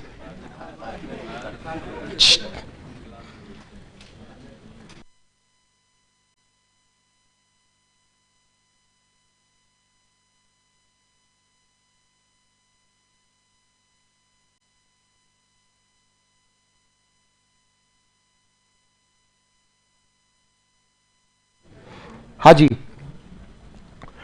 इस प्रकार हमने कितने भागों में बांट दिया इसको? देखो एक ना, ये ईसवी और ईसा पूर्व वाला कॉन्सेप्ट पता है सबको? एग्जैक्ट नहीं पता ना? यस, जिसने सबसे तेज बोला हाथ खड़ा करे। ईसा मसीह के जन्म से पहले क्या? ईसा पूर्व। और ईसा मसीह के जन्म के बाद 4 साल बाद, ईसा मसीह का जो है जन्म के 4 साल बाद का जो है, तो ये मैं पूरा कॉन्सेप्ट जो है आप लोगों को अभी बता दूंगा। ठीक है, ताकि किसी भी प्रकार का कंफ्यूजन ना रहे, क्योंकि सबको ना आधा अधूरा ज्ञान है। कैसा ज्ञान है इसमें? आधा अधूरा ज्ञान है। हम याद रखते हैं ईसवी ईसा पूर्व, जन्म से पूर्व, कोई कह देता है मृत्यु से पूर्व और कोई मृत्यु के बाद। एडी को, एडी आता ना, एडी, ईसवी के लिए एडी उपयोग किया जाता है। और एडी की फुल फॉर्म क्या बताते हैं?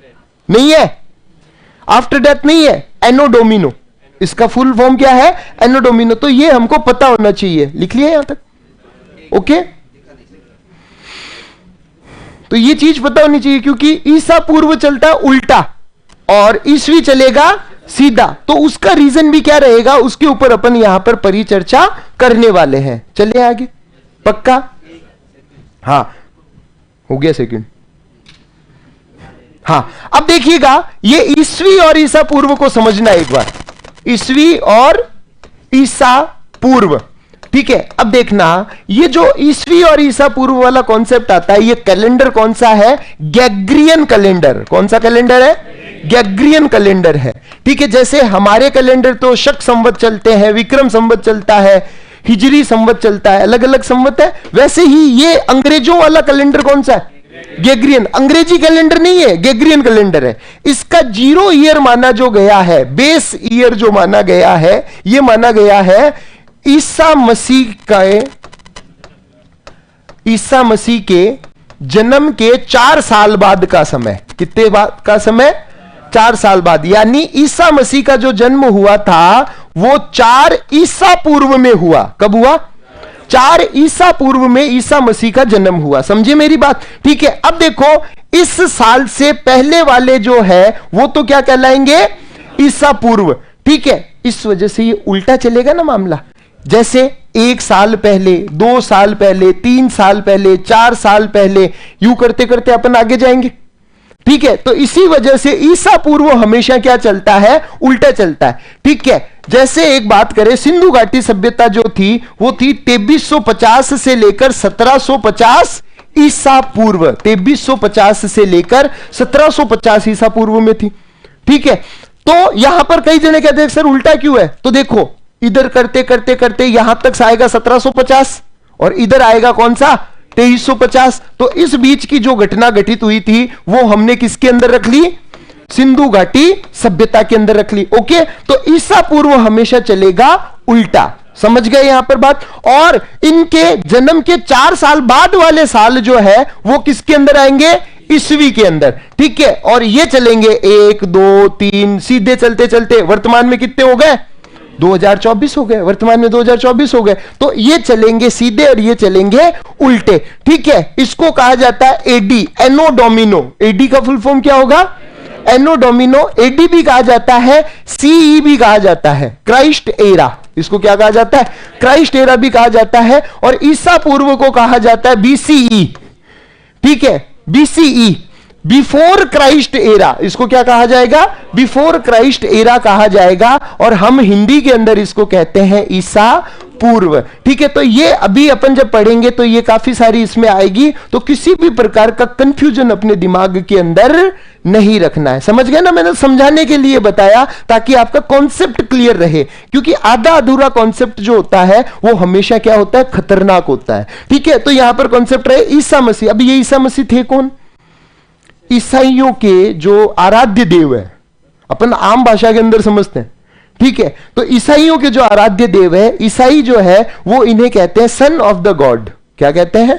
सन ऑफ द गॉड कहते हैं। और उन्हें, उनका जन्म हुआ था बैतलहम के अंदर, जेरूसलम के पास, ठीक है। और वहीं पर इन्होंने ईसाई धर्म बढ़ा। इससे कौन सा धर्म बढ़ा? ईसाई धर्म बढ़ा। तो उन्हीं के आधार पर यह पूरा का पूरा कैलेंडर बना है, जिसको हमने कौन सा कैलेंडर कहा? Gregorian calendar. समझ गए मेरे भाई? पक्का, ठीक है। तो उस आधार पर जो है ये ईसा मसीह का ईसा पूर्व और ईस्वी चलता है। अब अपन थोड़ी सी हमारे सिलेबस के ऊपर परिचर्चा कर लेते हैं कि हमारे सिलेबस में क्या क्या है और आने वाली कक्षाओं के अंदर हम क्या क्या पढ़ेंगे। नहीं तो अक्सर क्या होता है, सर ये नहीं पढ़ाया और वो नहीं पढ़ाया। तो पहली क्लास के अंदर ही आप अपने दिमाग के अंदर ये पूरा सेट कर लेना, देख लेना कि हम क्या क्या पढ़ने वाले हैं, ठीक है। तो देखिए, आपका ये जो है अनुक्रमणिका, सबसे पहले तो आपको उतारने की आवश्यकता नहीं है। आपको जो नोट्स मिला है पहले पेज के ऊपर ये अनुक्रमणिका है। सबसे पहला जो टॉपिक हमारा रहने वाला है वो कौन सा है? सिंधु घाटी सभ्यता, Indus valley civilization. Indus valley civilization. उसके बाद में इंडस वैली सिविलाइजेशन को भी 3 भागों में पढ़ेंगे। कितने भागों में? 3 भागों के अंदर पढ़ेंगे। एक तो पढ़ेंगे इसका इंट्रोडक्शन, एक तो इसका क्या पढ़ेंगे? इंट्रोडक्शन। एक पढ़ेंगे इसके पूरा स्थल। इसके पूरा स्थल कौन कौन से थे? हड़प्पा, मोहनजोदड़ो वगैरह जो इंपॉर्टेंट है, ठीक है। और लास्ट के अंदर पढ़ लेंगे इसकी विशेषताएं। यानी सिंधु घाटी सभ्यता भी कितने भागों के अंदर बट गई? 3 भागों के अंदर। फिर हमारी संस्कृति आती है, वैदिक संस्कृति। कौन सी संस्कृति? वैदिक संस्कृति। हम यहां पर जनरली जब अपन देखें तो बहुसंख्यक लोग जो है वैदिक सनातन धर्म से जुड़े हुए, ठीक है, वैदिक सनातन धर्म से जुड़े हुए। लेकिन कई सारी बातें ऐसी हैं जो हमारे को जानने की आवश्यकता है, ठीक है। क्योंकि वैदिक सनातन धर्म जो है वो पूर्ण रूप से किस पर टिका हुआ है? वेदों के ऊपर टिका हुआ है, वैदिक साहित्यों के ऊपर टिका हुआ है, ठीक है। और भारत के अंदर जब हम देखें तो पूरी की पूरी वैदिक संस्कृति रही है और चल रही है। अपन ये नहीं कह सकते कि 1500 ईसा पूर्व से लेकर 600 ईसा पूर्व तक वैदिक संस्कृति थी। नहीं, अभी भी तो वैदिक संस्कृति चल रही है ना। वैदिक सनातन धर्म समाप्त थोड़ी हो गया, ठीक है। तो वो किस आधार पर चल रहा है, कौन से इसके, ठीक है, कौन से इसके अंदर जो है, कौन से इसके अंदर विशेषताएं आती है, वो सारा का सारा किस में पढ़ा जाएगा? वैदिक संस्कृति में। और सबसे पहले हम पढ़ेंगे इसके साहित्य। क्या पढ़ेंगे? साहित्य, जिसमें वैदिक साहित्यों में वेद आएंगे, उपवेद आएंगे, आरण्यक ग्रंथ होंगे, उपनिषद होंगे, ब्राह्मण ग्रंथ होंगे, ठीक है। रामायण महाभारत तक हम बात करेंगे, पुराणों के बारे में बात करेंगे, ठीक है। और उन्हीं के आधार पर एक काल तो था वैदिक काल, जिसको कहा जाता है ऋग्वैदिक काल, और एक काल कौन सा हो जाएगा?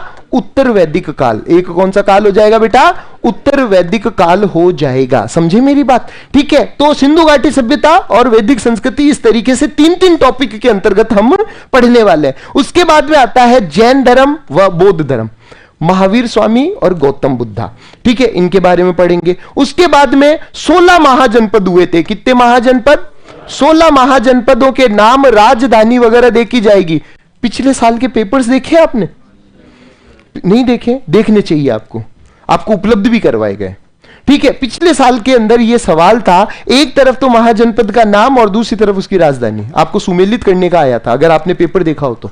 ठीक है, तो हम वो पूरा अच्छे से देखने वाले हैं। 16 महाजनपद, कौन कौन से गणतंत्र थे, कौन कौन से राजतंत्रात्मक थे, उनको देखते हुए देखेंगे कि मगध का उत्थान कैसे हुआ। उसके बाद में मौर्य काल, मौर्य काल के बाद में मौर्योत्तर काल, जिसमें शुंग, कर्ण वगैरह आएंगे।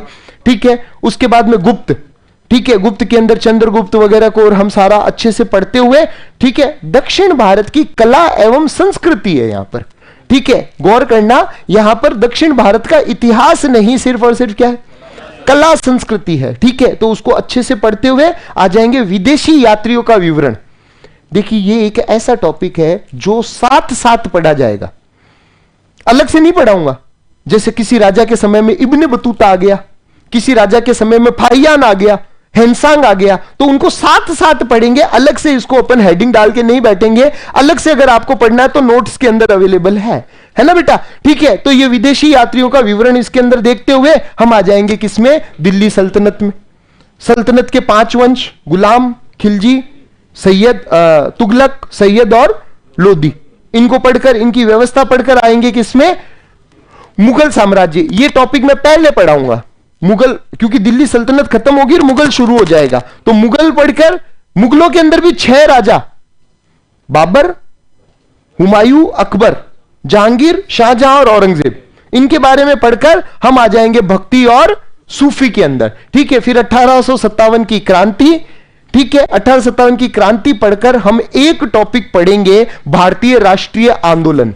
कौन सा, भारतीय राष्ट्रीय आंदोलन। और एक पढ़ेंगे भारतीय धर्म सुधार आंदोलन। भारतीय राष्ट्रीय आंदोलन के अंदर कांग्रेस भी आ जाएगी, पूरे के पूरे क्रांतिकारी चरण भी आ जाएंगे, क्रांतिकारी आंदोलन भी आ जाएंगे। यानी ये तीनों टॉपिक जो है सम्मिलित रूप से पढ़े जाएंगे। कैसे पढ़े जाएंगे, सम्मिलित रूप से पढ़ते हुए हम जो है पुनर्जागरण और सामाजिक आंदोलन पढ़ते हुए हमारे सिलेबस को करेंगे पूरा पूरा। बाय बाय तो नहीं करेंगे, बाय बाय करेंगे एग्जाम के बाद। हमारा सिलेबस यहां पर पढ़ेंगे, फिर लगातार आप लोगों को रिवीजन करते रहना है और एग्जाम तक इनको नहीं छोड़ना है। तो दिमाग के अंदर एक फ्रेमवर्क आ गया, कौन कौन सा टॉपिक पढ़ेंगे। इसके अलावा हम जो है बातें नहीं करने वाले, इसके अलावा बातें नहीं करने। जैसे देखो, इसके अंदर विजयनगर साम्राज्य नहीं है, बहमनी नहीं है, विजयनगर साम्राज्य नहीं, क्योंकि अभी तक उसमें से सवाल पुट नहीं हुआ। ठीक है, हमने क्या किया, इतिहास तो बहुत बड़ा है, बहुत बड़ा। अगर इतिहास के एक एक टॉपिक पढ़ने लगे ना, 300 घंटे लगेंगे, 300 350 घंटे लगेंगे। ठीक है, विजयनगर साम्राज्य से ज्यादा जो सवाल पूछा गया है अभी तक, वो उसकी स्थापना को लेकर पूछा गया है, जो मैं मोहम्मद बिन तुगलक के अंदर पढ़ा दूंगा। उससे संबंधित जो बात है वो तो मैं बता ही दूंगा आप लोगों को। तो उन्हीं में से, तो इस तरीके से हमारा सारा का सारा सिलेबस चलने वाला है। किसी को कोई डाउट? पक्का? टॉपिक शुरू करें अपना। इतनी देर तक इंट्रोडक्शन चल रहा था, ठीक है, मैंने शुरुआत में बता दिया, वापस रिवाइंड करके देख लेना। बताया था, वापस रिवाइंड करके देख लेना। ठीक है, हेडिंग डालिएगा सिंधु घाटी सभ्यता। सिंधु घाटी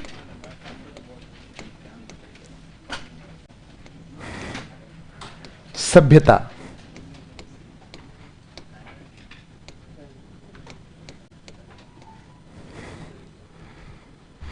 सिंधु घाटी सभ्यता। देखिएगा, भारत के अंदर है ना सिंधु घाटी सभ्यता। सबसे पहले तो ये बताओ, पहले हिस्ट्री किस किसने पढ़ी? आपने पढ़ी, हिस्ट्री सब्जेक्ट रहा आपका, ठीक है। हां, चलो बहुत अच्छी बात है। कंपटीशन के लिहाज से किसने पढ़ी है? कौन से के लिए? आरएस की तैयारी की है, ठीक है। तो सबसे पहले अपने दिमाग से ये निकाल देना कि हम यहां पर आरएस की तैयारी नहीं कर रहे हैं, ठीक है। क्योंकि मेरे को ये बताना इसलिए जरूरी होता है कि तुमने पढ़ी है हाई लेवल पर, हम यहां पर पढ़ेंगे किस लेवल पर? पटवारी के लेवल पर। तो ये अपना पटवारी का बैच है, ये हर वक्त आपके दिमाग में रहना चाहिए, है ना बेटा। क्योंकि आरएस के अंदर पढ़ी जाती है अपने अलग लेवल की और यहां पर पढ़ी जाएगी पटवारी के लेवल की। हमारा उद्देश्य यहां पर पटवारी बनना है, नहीं तो उससे क्या एक पूर्वाग्रह आ जाता है दिमाग में, अल्लाह सर ने ये बात छोड़ दी, ये बात बताई नहीं, ठीक है। तो मैं तो उतना ही बताऊंगा जिससे आप पटवारी बन पाओ। अगर आरएस बनना है तो दूसरा बैच ज्वाइन कर लेना, इतने पैसे में इतना ही मिलेगा।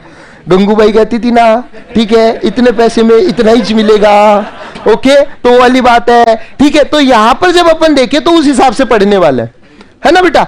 उस हिसाब से पढ़ने वाले, पटवारी के हिसाब से पढ़ने वाले। हिस्ट्री आपने पढ़ी होगी तो हिस्ट्री के अंदर आपने देखा कि सिंधु घाटी सभ्यता पढ़ते हैं तो डायरेक्ट इसकी खोज से शुरू हो जाते हैं कि साहब 1921 के अंदर हड़प्पा खोजा गया, 1922 के अंदर मोहनजोदड़ो खोजा गया, और उसके बाद में ये सारे आगे शुरू हो जाते हैं। लेकिन मेरे भाई, सवाल जो आजकल बन रहे हैं वो इनकी खोज से पहले के सवाल बन रहे हैं कि किसने सर्वप्रथम सिंधु घाटी सभ्यता के बारे में बताया, किसने सर्वप्रथम सिंधु घाटी सभ्यता पर अनुमान लगाया।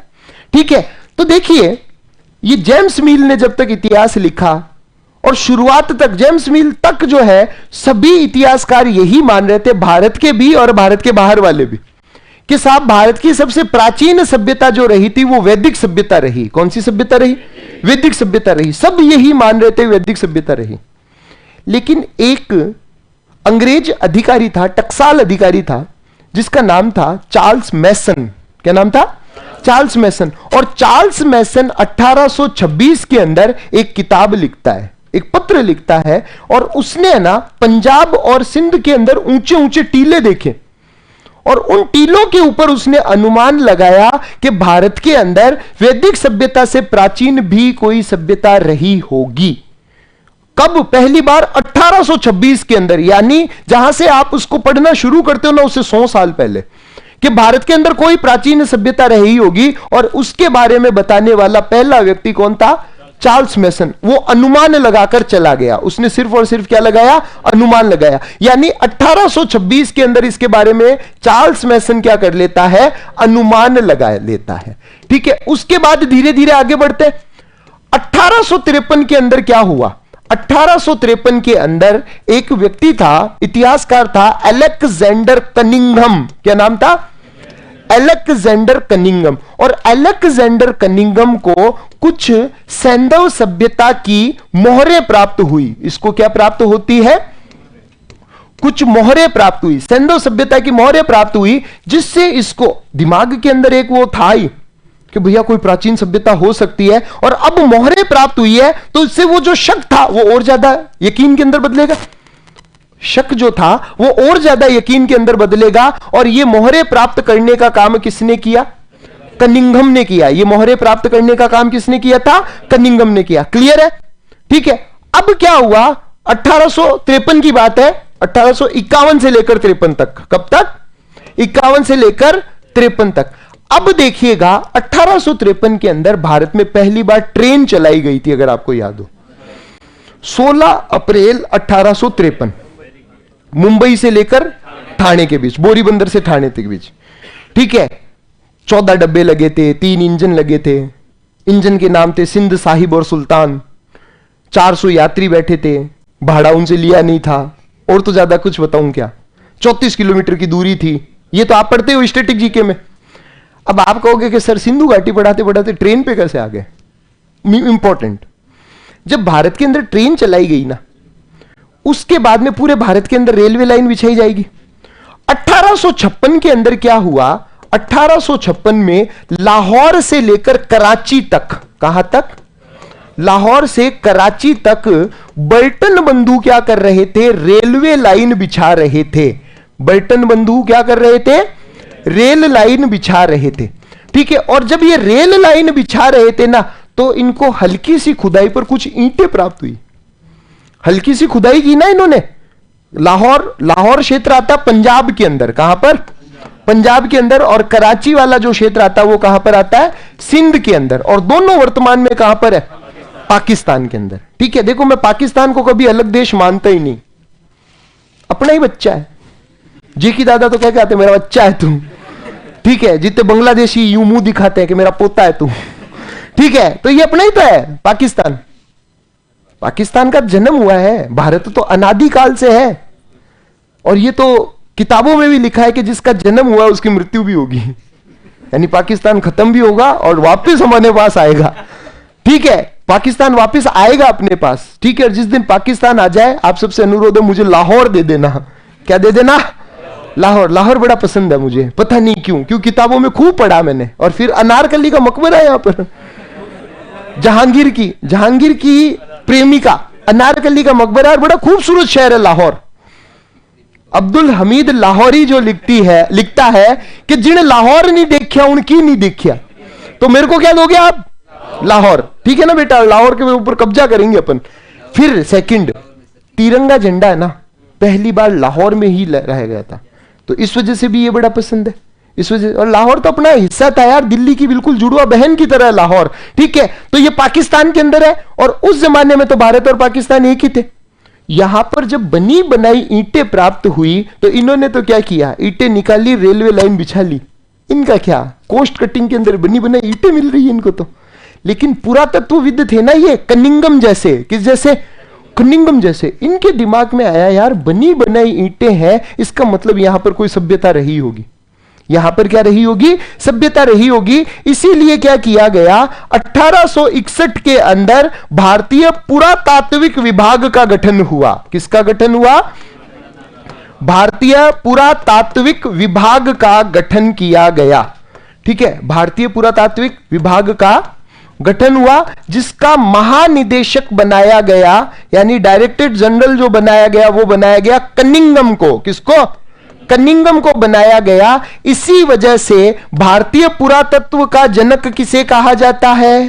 कनिंगम। ये क्या कहलाता? भारतीय पुरातत्व का जनक कहलाता है। ठीक है, भारतीय पुरातत्व का जनक अलेक्जेंडर कनिंगम। पुरातात्विक विभाग का गठन हो गया।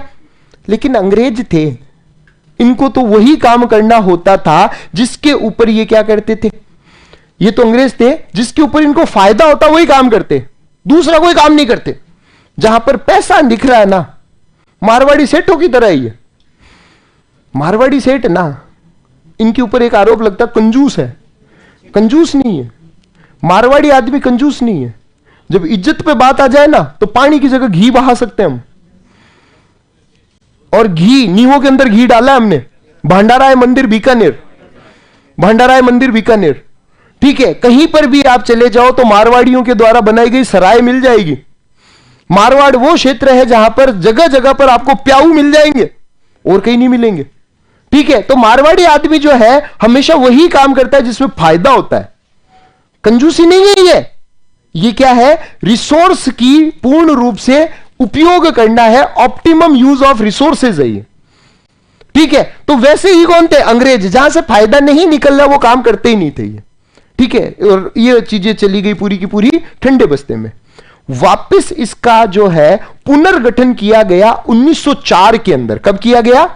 1904, लॉर्ड कर्जन के जमाने में। किसके जमाने में? लॉर्ड कर्जन के जमाने में इस विभाग का पुनर्गठन किया गया। इस विभाग का क्या हुआ? पुनर्गठन हुआ। और अब के निदेशक जो बनाया गया वो किसको बनाया गया? जॉन मार्शल को। जेम्स व्हील ने मरिया कई साल हो गया है।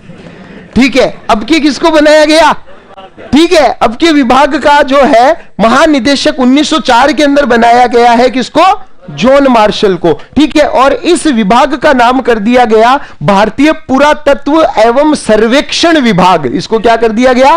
भारतीय पुरातत्व एवं सर्वेक्षण विभाग कर दिया। और अब ये धीरे धीरे क्या करेंगे? खोज करेंगे। तब आप खुद सोचो 1921 से पहले इतनी सारी बातें रह गई कि नहीं रह गई? अपन सीधा कर देते 1921 हड़प्पा की खोज हो गई क्या? ठीक है, लेकिन उससे पहले भी इतनी सारी बातें रह गई। लिखना शुरू कीजिएगा। ये पूरी एकदम दिमाग में तो गई ना? हाँ जी, लिखना शुरू कीजिएगा, पूरी याद भी हो जाएगी आपको। लिखना, सिंधु घाटी सभ्यता के बारे में। एक सेकंड है, रुको। सिंधु घाटी सभ्यता जहां पर भी मैं बोलूं ना, तो इसको आप लिख लेना IVC। क्या लिखोगे आप? IVC, जिसका पूरा नाम होता है इंडस वैली सिविलाइजेशन। कई चीजों को छोटा करके लिखो, आपका ही फायदा है। सिंधु घाटी सभ्यता के बारे में सर्वप्रथम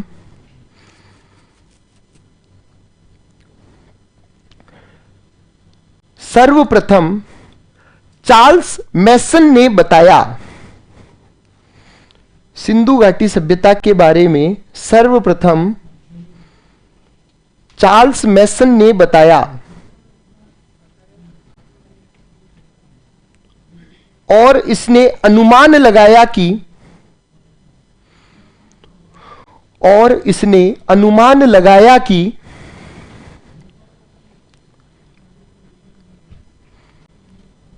वैदिक सभ्यता से पहले भी वैदिक सभ्यता से पहले भी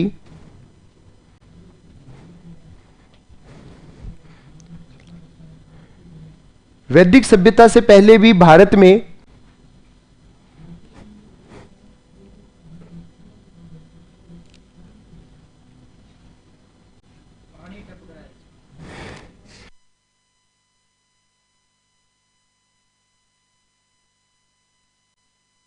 हाँ जी, वैदिक सभ्यता से पहले भी भारत में कोई सभ्यता रही होगी।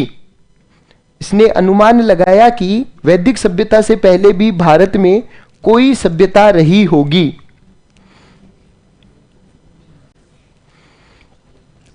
ठीक है, तो सर्वप्रथम बताने वाला या अनुमान लगाने वाला कौन हो गया? चार्ल्स मैसन। लिखना 1851 के आसपास 1851 के आसपास अलेक्जेंडर कनिंघम को 1851 के आसपास अलेक्जेंडर कनिंघम को कुछ सैंधव मोहरें प्राप्त हुई। कुछ सैंधव मोहरें प्राप्त हुई। क्लियर? फिर लिखना अगली लाइन, 1856 में जब बर्टन बंधु 1856 में जब बर्टन बंधु लाहौर से कराची के मध्य 1856 में जब बर्टन बंधु लाहौर से कराची के मध्य रेल लाइन बिछा रहे थे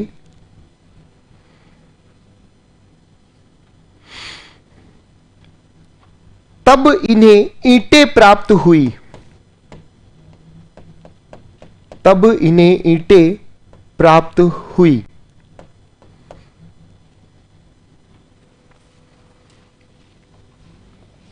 तब इन्हें ईंटें प्राप्त हुई। समझे मेरी बात? रेलवे लाइन बिछा रहे थे, तब इन्हें क्या हुई? ईंटें प्राप्त हुई। ठीक है, फिर लिखना 1861 में वायसराय लॉर्ड कैनिंग 1861 में वायसराय लॉर्ड कैनिंग के काल में 1857 की क्रांति के अंदर भी तो यही था ना। वायसराय लॉर्ड कैनिंग के काल में भारतीय पुरातात्विक विभाग का गठन हुआ। भारतीय पुरातात्विक विभाग का गठन हुआ। भारतीय पुरातात्विक विभाग का गठन हुआ और अलेक्जेंडर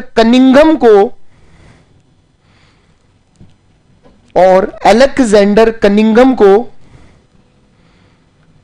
महानिदेशक बनाया गया। अलेक्जेंडर कनिंघम को क्या बनाया गया बेटा? महानिदेशक बनाया गया। तो अलेक्जेंडर कनिंघम क्या हो जाएगा? महानिदेशक। इसका महानिदेशक। अब लिखना कनिंघम को ही भारतीय पुरातत्व का जनक कहा गया है। Cunningham is known as father of Indian archaeology. English medium के कोई है क्या यहां पे? स्वदेशी, शुद्ध मारवाड़ी, विशुद्ध। वो कहते हैं ना हम शुद्ध गरीब है। ऐसा नहीं कि पहले अमीर थे फिर वापस सातों पुश्तें गरीब रही हमारी। ठीक है, ऐसा नहीं कि बीच में कोई अमीर हुआ और फिर गरीब हो गए और फिर अमीर हो गए। नहीं, कि हम तो विशुद्ध मारवाड़ी है। क्या अच्छा है। चलो, एक्चुअली मैंने इसलिए पूछा कभी कभी भाषा का प्रॉब्लम ना हो जाए। ठीक है, इंग्लिश मीडियम के होते हैं, 2-4 जने होते हैं, आपके बैच में नहीं होंगे या आज आए नहीं होंगे, है ही नहीं, यानी विशुद्धि हो। ठीक है, तो उनको दिक्कत ना हो जाए इसलिए मैंने पूछा। भारतीय पुरातत्व विभाग का जनक कहा गया इसको। ठीक है, नेक्स्ट लिखना 1904 में लॉर्ड कर्जन के समय 1904 में लॉर्ड कर्जन के समय 1904 में लॉर्ड कर्जन के समय इस विभाग का पुनर्गठन किया गया। लॉर्ड कर्जन के समय इस विभाग का पुनर्गठन किया गया। इस विभाग का पुनर्गठन किया गया और जॉन मार्शल को निदेशक बनाया गया। ठीक है, किसको बनाया गया था? जॉन मार्शल को इसका क्या बनाया गया? ठीक है, निदेशक बनाया गया। अब जो है धीरे धीरे ये क्या करेंगे? पुरातत्व विभाग के तहत विभिन्न पूरा स्थल खोजने का काम करेंगे, अपना काम करना शुरू करेंगे। देखिए, ये आज अपन जब देखते हैं ना, इतनी ये इमारतें वगैरह जो है इनको अच्छा रखा गया है। ठीक है, इसका सबसे बड़ा रीजन यही है। ये सही, ये ताजमहल, लाल किले वगैरह धूल फांक रहे थे, धूल फांक रहे थे। ये इन्होंने सोचा कि यार इनको जो है अच्छा करके थोड़ा बहुत पैसा लगा के इनको टूरिस्ट स्पॉट बना देते, कमाई होगी। बाकी तो ये क्या है, किस काम के? शाहजहां ने जब 1653 के अंदर ये बना दिया था ताजमहल, 32 करोड़ रुपए लगे उस जमाने में। 32 करोड़ उस जमाने में, आज भी 32 करोड़ ज्यादा है। उस जमाने के 32 करोड़ शाहजहां ने बनवाया कि ताजमहल देखकर बोला शाहजहां का पोता, हमारा भी बैंक बैलेंस होता अगर दादा आशिक ना होता। है, हमारा भी बैंक बैलेंस होता यार। वो सोच रहा है इतना, खुद के बैठने के लिए 32-31 मण सोना चांदी की एक मयूर सिंहासन बनवा दिया। फिजूल खर्चियां कर रहा है यार। ठीक है, मजे ही मजे, है ना? कि क्या पता कि कल हो ना हो, अभी तो लो मजे। ठीक है, अपने वंशजों के बारे में सोचा ही नहीं यार इसने तो। और पैसा था भी यार उस वक्त। भारत की मुगल सल्तनत जो थी वो पूरे विश्व की सबसे अमीर सल्तनत थी। भारत की जीडीपी उस टाइम थी 23% के अंदर। अभी जो 3.4% वगैरह होती ना, 23% के अंदर जीडीपी थी। यानी पैसा तो था उनके पास, लेकिन क्या फायदा? लेकिन अब जब ताजमहल महीने के 32 से 40 करोड़ रुपए सरकार को दे देता है, ताजमहल दे देता है। ताजमहल के कारण आगरा के अंदर टूरिज्म कितना फैला है। ठीक है, तो शाहजहां ऊपर से अपने उस पोते को कह रहा है कि काश तू मेरा पोता ना होता, काश तू मेरा पोता ना होता और इस तरीके से सल्तनत को ना खोता। अगर तू सल्तनत को ना खोता तो ये ताजमहल आज तेरे पास होता और ये आने वाला महीने का 32 करोड़ तेरी जेब में होता। है कि नहीं? शायर थे ये सारे मुगल से यार। ठीक है, तो कहने का मतलब यहां से जो पैसा तो निकल के आ ही रहा ना। आज मेहरानगढ़ के बारे में बात करो, जोधपुर का मेहरानगढ़ किला है। हालांकि मेहरानगढ़ म्यूजियम ट्रस्ट के तहत आता है। राजा जी जो जोधपुर के हिजाइनस है, बाबजी हुकुम गज सिंह जी, उनकी प्राइवेट प्रॉपर्टी है मेहरानगढ़। अपन सोचते हैं कि क्या है, मेहरानगढ़ है, लेकिन वो कमाई करके दे रहा है भाई, कमाई करके दे रहा है। दिन के अंदर कम से कम 15 से, जो सीजन जब होता है 15 से 20 हजार लोग तो इसको एज ए टूरिस्ट आते देखने के लिए। एक जने की टिकट 200 रुपए मानो, 100 रुपए है शायद, अभी 200 हो गई। ठीक है, मैंने कभी ली नहीं, ठीक है, इसलिए पता नहीं। ठीक है, 200 रुपए मानो। और फॉरेनर्स की तो 500 रुपए ज्यादा है, फॉरेनर्स की 500 रुपए है, ज्यादा है। ठीक है, और 15 से 20 हजार लोग आ रहे हैं तो लाखों के अंदर गया कि नहीं गया? फिर अंदर जब अपन देखें तो अंदर म्यूजियम ट्रस्ट है, उससे भी पैसा निकल कर आ रहा है, क्राफ्ट बाजार से पैसा निकल कर आ रहा है। कभी कभी बड़े बड़े इवेंट होते हैं, बड़े बड़े सेलिब्रिटी आकर शादियां करते हैं, बड़े इवेंट करते हैं, तो किराया आता कि नहीं आता? तो इन स्मारकों से जो है पैसा कमाने का जो आइडिया लगाया था ना, वो इस कर्जन ने लगाया था। किसने? कर्जन ने। और जितने भी जो स्मारक वगैरह जो थे उनको अच्छा करके उनको एज ए टूरिस्ट स्पॉट बनाया, और उसी लिए इसने विभाग का पुनर्गठन किया था, सर्वेक्षण विभाग बना दिया। उसको क्या विभाग बना दिया? सर्वेक्षण विभाग बना दिया। और इसका जिम्मा जो दिया गया जॉन मार्शल। बताने का उद्देश्य यह था कि इनका उद्देश्य सिर्फ और सिर्फ सिंधु घाटी सभ्यता खोजना नहीं है, पूरे भारत के अंदर जो है इस स्मारकों को और विभिन्न प्रकार के पुरातात्विक स्थलों को विकसित करना इनका क्या था? मुख्य उद्देश्य था। समझे मेरी बात? अब आ जाते हैं अपन इस सिंधु घाटी सभ्यता की खोज पर। लिख लीजिएगा, सिंधु घाटी सभ्यता की खोज, सिंधु घाटी सभ्यता की खोज। अब देखिएगा, एक बार जो है पैनल के ऊपर आप लोगों का ध्यान आना चाहिए। सिंधु घाटी सभ्यता की खोज, सबसे पहले जो शहर खोजा गया था वो था हड़प्पा। कौन सा था? हड़प्पा। ठीक है, हड़प्पा शहर, या शहर की बजाय हम इसको कह सकते हैं पूरा स्थल। क्या कह सकते हैं? पूरा स्थल। हम यहां पर सिर्फ लिख देते हैं हड़प्पा। ठीक है, हड़प्पा खोजने का काम 1921 में किया। एक बार लिखना मत, इधर ध्यान रखना। 1921 के अंदर एक व्यक्ति था, मास्टर दयाराम साहनी। क्या नाम था? दयाराम साहनी। और मास्टर दयाराम साहनी ने जो है पंजाब के अंदर, कहां पर? पंजाब में रावी नदी के तट पर। कौन सी नदी? रावी नदी के तट पर। ठीक है, जिला था मोंटगोमरी जिला। कौन सा जिला? मोंटगोमरी जिले के अंदर, मोंटगोमरी जिले में ये शहर, ये पूरा स्थल खोजा। कहां पर खोजा था इसने?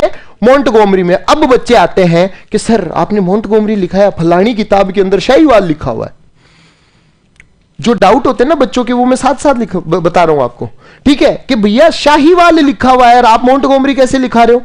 तो जिस वक्त खोजा गया उस वक्त पंजाब तो यूनाइटेड पंजाब था पूरा, और उस वक्त पंजाब का जो जिला था वो कौन सा था? मोंटगोमरी जिला था। ठीक है, और वर्तमान के अंदर ये कहां पर स्थित है? वर्तमान शाहीवाल जिला। वर्तमान जिले का नाम क्या है? शाहीवाल जिला, और पाकिस्तान के पंजाब के अंदर है। पंजाब भी कौन सा क्षेत्र है? पाकिस्तान वाला। ठीक है, पंजाब पाकिस्तान वाले क्षेत्र के अंदर कौन सा शहर खोजा गया था? हड़प्पा। कौन सा शहर खोजा गया? हड़प्पा, जो निकलकर आया था हरि यूपिया शब्द से। कौन से शब्द से? हरि यूपिया। ऋग्वेद के अंदर इस क्षेत्र के समीकरण की पहचान जो की गई है वो किससे की गई है? हरि यूपिया से की गई है। किससे? हरि यूपिया। हरि यूपिया से कौन सा शब्द बन गया? हड़प्पा। अपने देखो, हर शहर में आपके नामों का भी कोई ना कोई अर्थ तो होगा ही, कोई ना कोई उसके पीछे लॉजिक होगा। ठीक है, कोई ना कोई लॉजिक होता है। जैसे जोधपुर, राव जोधा जी ने बसाया। ठीक है, बीकानेर बीका जी ने बसाया। बाड़मेर किसने बसाया? बाड़मेर का नाम बाड़मेर क्यों है? Anyone other? Anyone other? Mallinath और बाड़मेर नाम ही नहीं मिल रहा है। बाड़मेर का नाम बाड़मेर क्यों है? तू बाड़मेर का है तो अभी कह रहे थे ना, तू भी चढ़ाया को सड़ाया बोल रहा था ना, इसलिए पूछा मैंने। लैंग्वेज अलग अलग है मनी, राजस्थान की लैंग्वेज अलग अलग है। यही तो रीजन है राजस्थानी को राजभाषा का दर्जा नहीं मिलता। अपन को ना, अब जब जनगणना हो ना तो अपनी मातृभाषा के अंदर राजस्थानी लिखना। क्या लिखना? राजस्थानी लिखना। बाकी तो राजस्थान के अंदर सब क्षेत्र में अलग अलग बोल रहे। शेखावाटी वाले अलग, जैसे हरियाणवी बोल रहे हो। वो तो इधर जयपुर वाले वो ढूंढाड़ी किंडगियो छो, काई कर रहे हो छो, 6 वर्ड का उपयोग ज्यादा करते हैं। वो किला माले गियो छो, किला किले पर नहीं, वो दुर्ग को किला बोलते हैं कि किला माले, किले पर गया था क्या? इधर आ जाओ अपने जैसलमेर बाड़मेर साइड के अंदर, तो इसके अंदर थोड़ी सी खींचकर ज्यादा बोलते हैं, टुक ठोकिया अग्नि ठोकिया। ऐसे नहीं उसे खाना खाया अग्नि खाया, टुक ठोकिया अग्नि ठोकिया, ऐसे ही बोलते हैं ना। मैं किसी भाषा का मजाक नहीं उड़ा रहा हूं, मैं तो क्षेत्रीय भाषा को प्रमोट कर रहा हूं। यहां पर जालोर साइड में चले, खानो खा दो, गी दो, जा दो, ऐसे बोलते। अपने जोधपुर वाले कहीं कर रिया हो सा, आओ सा, बैठो सा, घड़ा पचपच मत करो, नहीं मारी जूती आप सिर माते बिराज जाला। कितने प्यार से, कितने प्यार से बोला, जैसे लखनवी कहता है ना उर्दू के अंदर। देखिए जनाब, आप हद से तलाउज किए जा रहे हैं। अब आपने चंद असरात पढ़े तो आपकी जुल्फ मुबारक पकड़कर जमीन से तारुफ करवा दूंगा। मारवाड़ी में कहीं कहता है कि घना पचपच करिया तो झींटा पकड़ जमीन माता रगड़ दूल्हा। लैंग्वेज का फर्क पड़ता है, तो सब जगह पर अलग अलग लैंग्वेज है ना। तो मैं यह मजाक नहीं उड़ा रहा था। ये बाड़मेर साइड के अंदर, शेरगढ़ साइड के अंदर, जोधपुर के अंदर भी च को श बोलते हैं। वो ब ना, च को श बोलते हैं बालोतरा साइड में। तो वो वाली बात है। बाड़मेर का नाम बाड़मेर क्यों? अपन अपनी बात पे आते हैं। बढ़िया गुज्जर के नाम पर। किसके नाम पर है? बढ़िया गुज्जर। तू बोले कितना भी नेट को देख ले, मैं गलत नहीं बताऊंगा।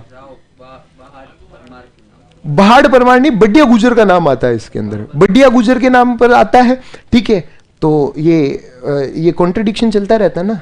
गुजर, कोई जैसे मिहिर भोज को कुछ गुजर प्रतिहार बता रहे हैं, कुछ क्या बता रहे हैं, कुछ क्या बता रहे हैं, तो वाली बात है। ठीक है, कोटा, कोटिया भील के नाम पर, बूंदा मीणा के नाम पर बूंदी। वैसे ही हड़प्पा का नाम जो निकला है वो कहां से निकला है? हरी यूपिया से निकला। कहां से निकला? हरी यूपिया। और ये किसने खोजा था? मास्टर दयाराम साहनी ने। कौन सी नदी के किनारे? रावी नदी के तट पर। कहां पर? पंजाब के अंदर।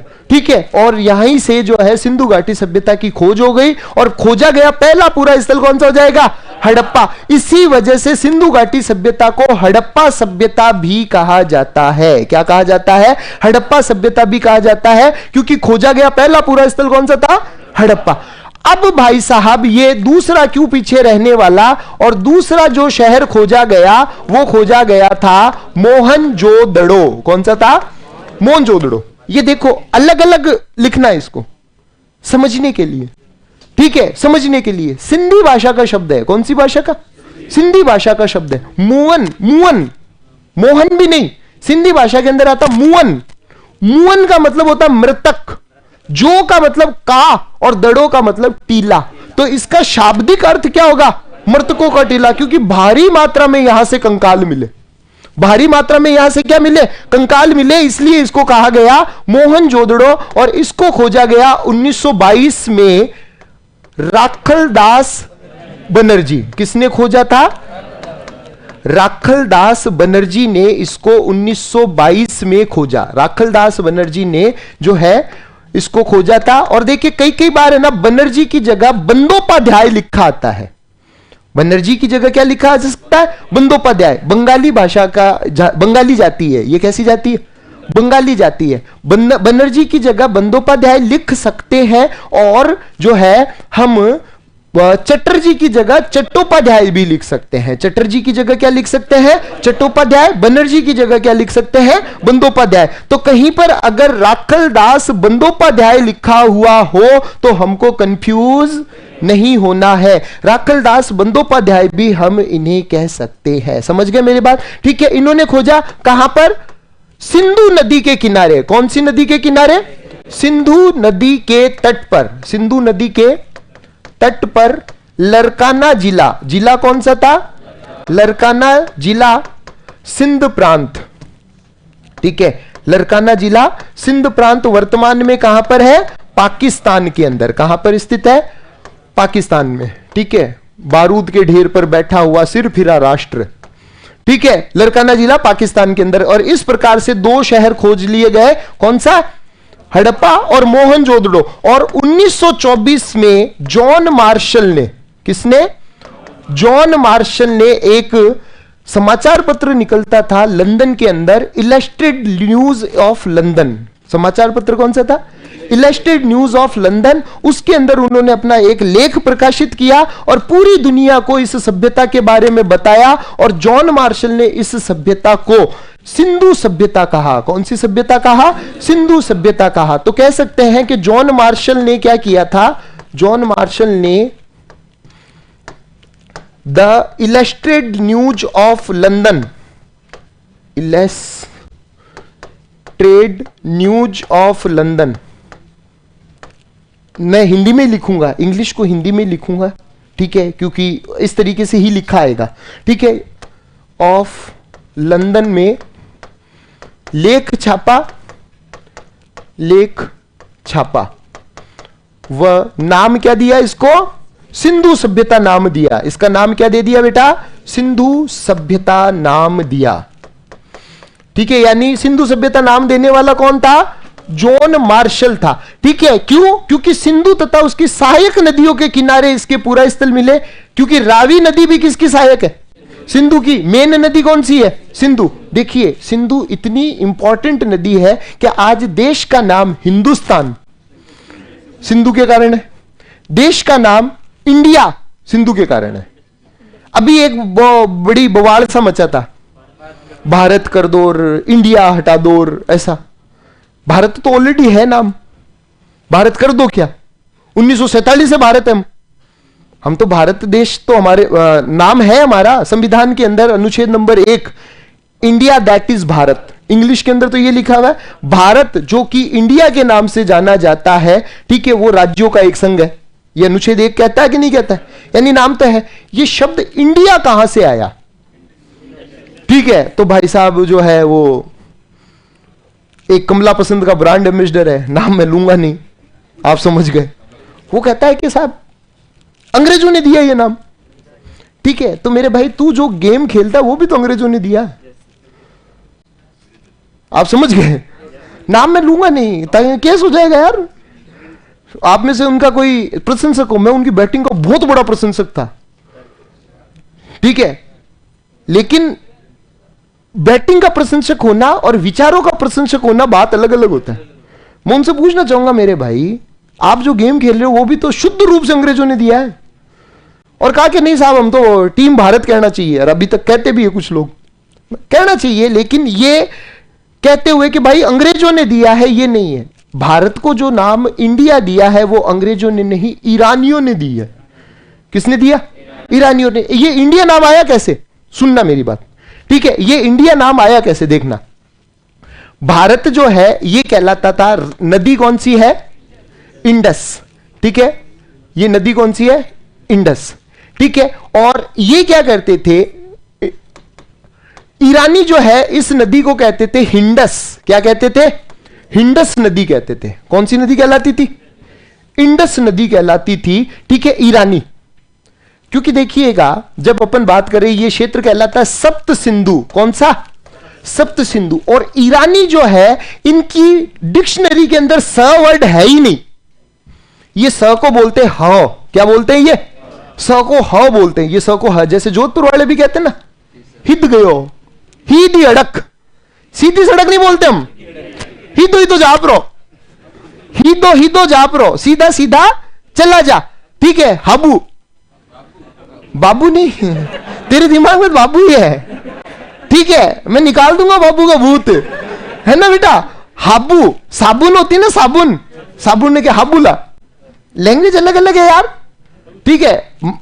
डब्बा होता है ना, डब्बा, ठीक है, डब्बा। मेरे साथ हमेशा भाषा की प्रॉब्लम होती है क्योंकि मैं घूमता रहता हूं, ठीक है। डब्बा होता है ना, अपन उसको क्या, मग्गा, मग्गा ही बोलते हैं नहाने के लिए जो, ठीक है।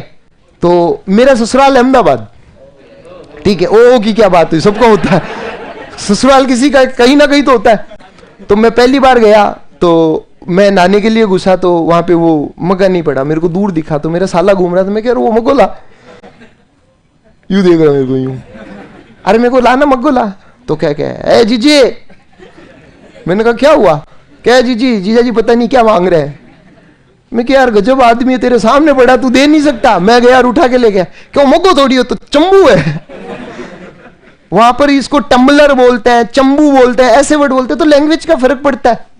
हम घूमने गए साहब, अहमदाबाद के अंदर काकरिया लेक है, बड़ी खूबसूरत लेक है, ठीक है। और हम गए, मेरा भाई साथ में था, 11 जने हो गए हम, मतलब साथ में वहां के भी काफी इकट्ठे हो गए। हम पहले पहुंच गए, मैंने कहा भाई जा टिकट लेके आ जा, कि टिकट कितनी है? तो वहां पे लिखा हुआ था ये, मैं क्या 90 रुपए। मैंने उसको 1000 रुपए का नोट दिया, उस टाइम चलता था, 2015 की बात है ये। मैंने उसको 1000 रुपए का नोट दिया। मैं जा, कितने जने अपन के? साहब 11। मैं 990 लगेंगे, तू जा। दिल पे पत्थर रख के मैंने नोट दे दिया साहब। वो गया, थोड़ी देर बाद यूं टाट कुचरता आया कि भाई साहब खुले मांग रहा है।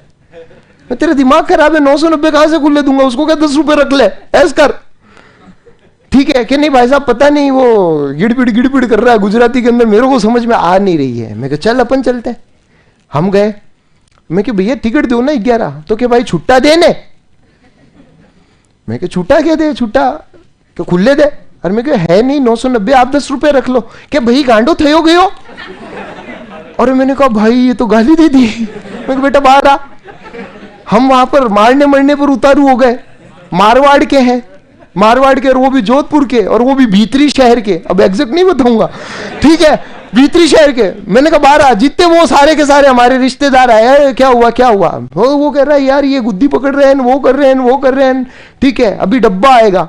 मैंने कहा डब्बा आएगा? वो पुलिस वाली जो गाड़ी होती है ना बोलेरो, उसको कहा डब्बा। क्या कभी डब्बा आएगा मैं शिकायत करूंगा। मैं बोले किसी को भी शिकायत कर, ठीक है। तब उन्होंने आकर शांत कराया कि हुआ कि मैं यार ये खुले मांग रहा है 900, मैं कह रहा हूं 10 रुपए रख ले। कि तो आपको 990 काहे को देना है, ये 10 रुपए लिखा हुआ है। मैं माथा पकड़ के बैठा हूं, ये 10 रुपए लिखा हुआ है। मैं क्यों भाई, इसको ना 10-10 की 11 नोट ला कर दे कहीं से भी, पैसे बच रहे हैं ना 800 रुपए। तो वाली बात है, भाषा का बहुत फर्क पड़ता है। वैसे ही ये स को क्या बोलते थे, हाँ, ये कहते थे हप्त हिंदू। ये क्या कहते थे, हप्त हिंदू। और धीरे धीरे क्या होने लगा, ठीक है, ये क्षेत्र हिंडस क्षेत्र कहलाने लगा। कौन सा, हिंडस क्षेत्र। और यहां के जो क्षेत्र को हिंडिया कहा जाने लगा। क्या कहा जाने लगा, हिंडिया। अब भारत के अंदर आते यूनानी। कौन आए, ईरानियों के बाद में कौन आए, यूनानी आए। और यूनानियों की डिक्शनरी के अंदर हा नहीं, उनकी डिक्शनरी के अंदर है नहीं। स से पहले हा हो गया, ठीक है, हा उनकी डिक्शनरी के अंदर है ही नहीं। तो यहां पर ये एच जो था ना, एच गायब ही हो गया। एच क्या हो गया, पूरा का पूरा एच गायब हो गया। और हिंडिया बिकम इंडिया। कहां से शब्द आया ये, इंडिया जो बन गया वो क्या बन गया, इंडिया। यानी भारत का जो शब्द निकला है वो कहां से निकला है, यहां से निकला है। समझे मेरी बात, पूरी कहानी बताई है मैंने आपको लोगों को, ठीक है। यानी ये जो रिवर है वो कौन सी रिवर है, हिंडस। हिंडस से बनी क्या, इंडस। और इंडस से कौन सी बनी है, इंडिया। जो शब्द निकला है वो कहां से निकला है, इंडिया से निकला। समझ गए मेरे भाई, ठीक है। तो इसने सिंधु के नाम पर ही इसको क्या दे दिया, सिंधु सभ्यता। लेकिन जब आजादी भी मिली, आजादी के बाद में पाकिस्तान के अंदर कई क्षेत्र मिले, भारत के अंदर कई क्षेत्र मिले, गुजरात वाले क्षेत्र में भी मिल गए, जिससे सिंधु का लेना देना ही नहीं था, सिंधु का लेना देना ही नहीं था। उस क्षेत्र के अंदर भी जब ये मिल गए, ठीक है, तब रफीक मुगल, एक पाकिस्तानी आर्कियोलॉजिस्ट था, रफीक मुगल ने इसको 1970 के दशक के अंदर इसको नाम दिया वृहत्तर सिंधु घाटी सभ्यता। इसको क्या नाम दिया था, 70 के दशक में, 1970 के दशक में रफीक मुगल, क्या नाम है, रफीक मुगल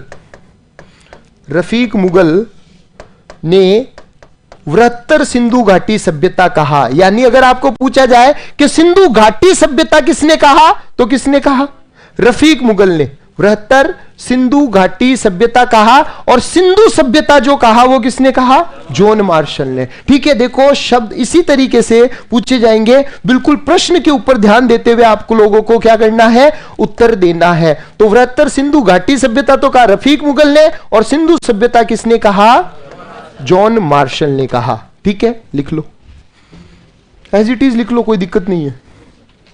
अभी तक लिख लेना चाहिए था आप लोगों को। अच्छा हाँ, मैं जानता हूं, मैं तुम्हें पहचानता हूं। 12 साल का अनुभव है मुझे विद्यार्थियों के बीच में। जिस टाइम तुम 10 रुपए थे, तुरतुरे मांग रहे थे, मैंने पढ़ाना शुरू कर दिया था।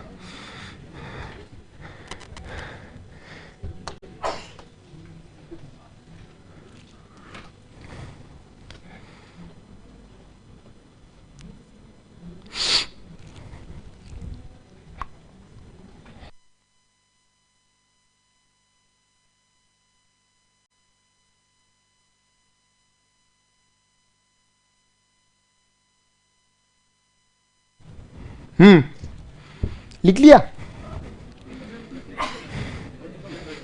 प्रेशर, दबाव बना रहना चाहिए।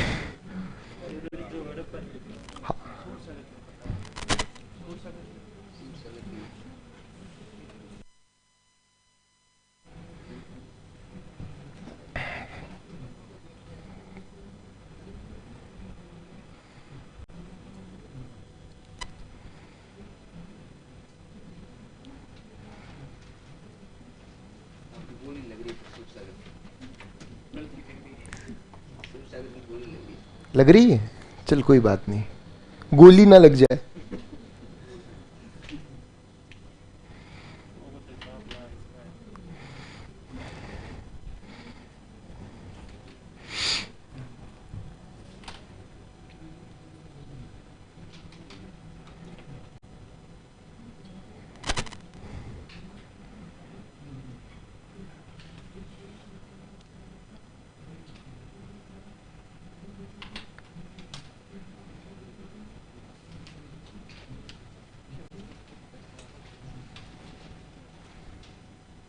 ये दबी दबी घूटी घूटी आवाज कहां से आ रही है?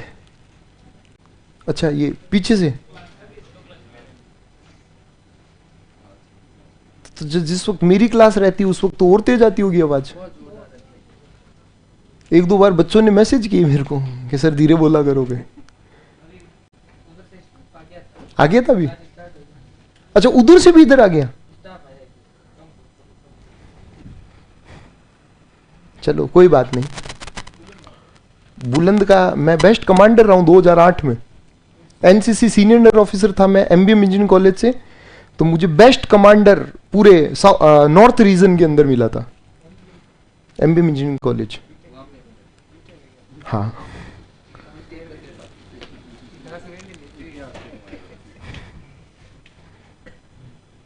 दो बार आरएस मेंस लिख चुका हूं, एक बार आईएएस मेंस लिख चुका हूं हिस्ट्री से।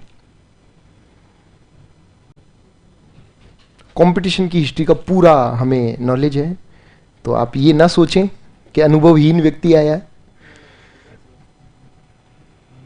पिछले 6 साल से उत्कर्ष क्लासेस में सेवाएं दे रहा हूं, उत्कर्ष का एक विद्यार्थी भी रहा हूं। आरएस के अंदर वो लेते हैं।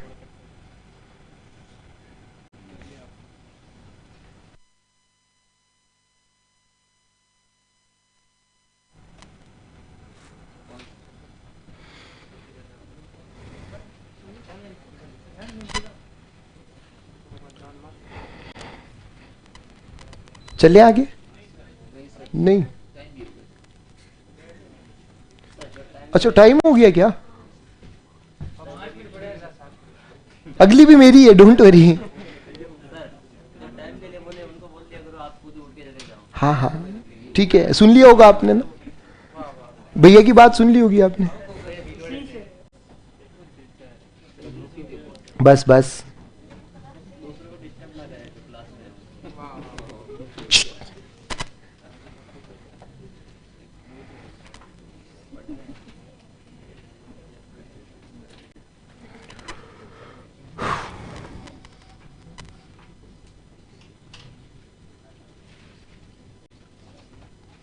ये 2 शहर खोजे गए, एक हड़प्पा और दूसरा मोहनजोदड़ो। मोहनजोदड़ो का शाब्दिक अर्थ होगा मृतकों का टीला।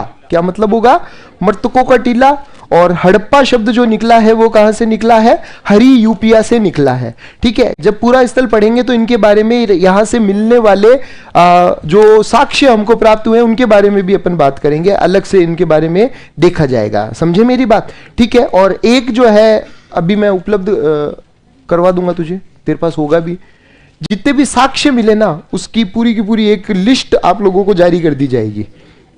ठीक है, ताकि जो है वक्त बचे अपना। ठीक है, optimum use of the time भी अपन को करना है। ठीक है, तो पूरी जो है साक्ष्य, कौन सा साक्ष्य कहां कहां से मिला, ठीक है, तो वो अपन पूरा का पूरा यहां पर देख लेंगे। ओके, ठीक है। सिंधु घाटी सभ्यता के अंदर इसके बाद में जो हम पढ़ेंगे, इसका विस्तार पढ़ेंगे और इसका कालक्रम पढ़ेंगे। क्या पढ़ेंगे? इसका कालक्रम पढ़ेंगे, और कालक्रम के अंतर्गत देखेंगे कि कब कब इसको जो है जो माना गया, कार्बन डेटिंग पद्धति के अनुसार क्या है। तो टाइम हो गया है अपना। Any doubts? पक्का? ठीक है, मजा आ रहा है? चलो ठीक है, ये यूं ही लगातार चलता रहेगा अपने अच्छे से, और जो है सही समय के अंदर अपन इसको कंप्लीट करेंगे। 15 मिनट के बाद में मिलते हैं। आप भी नाश्ता वास्ता करके आए, ठीक है? तो मिलते हैं। जय हिंद, जय भारत।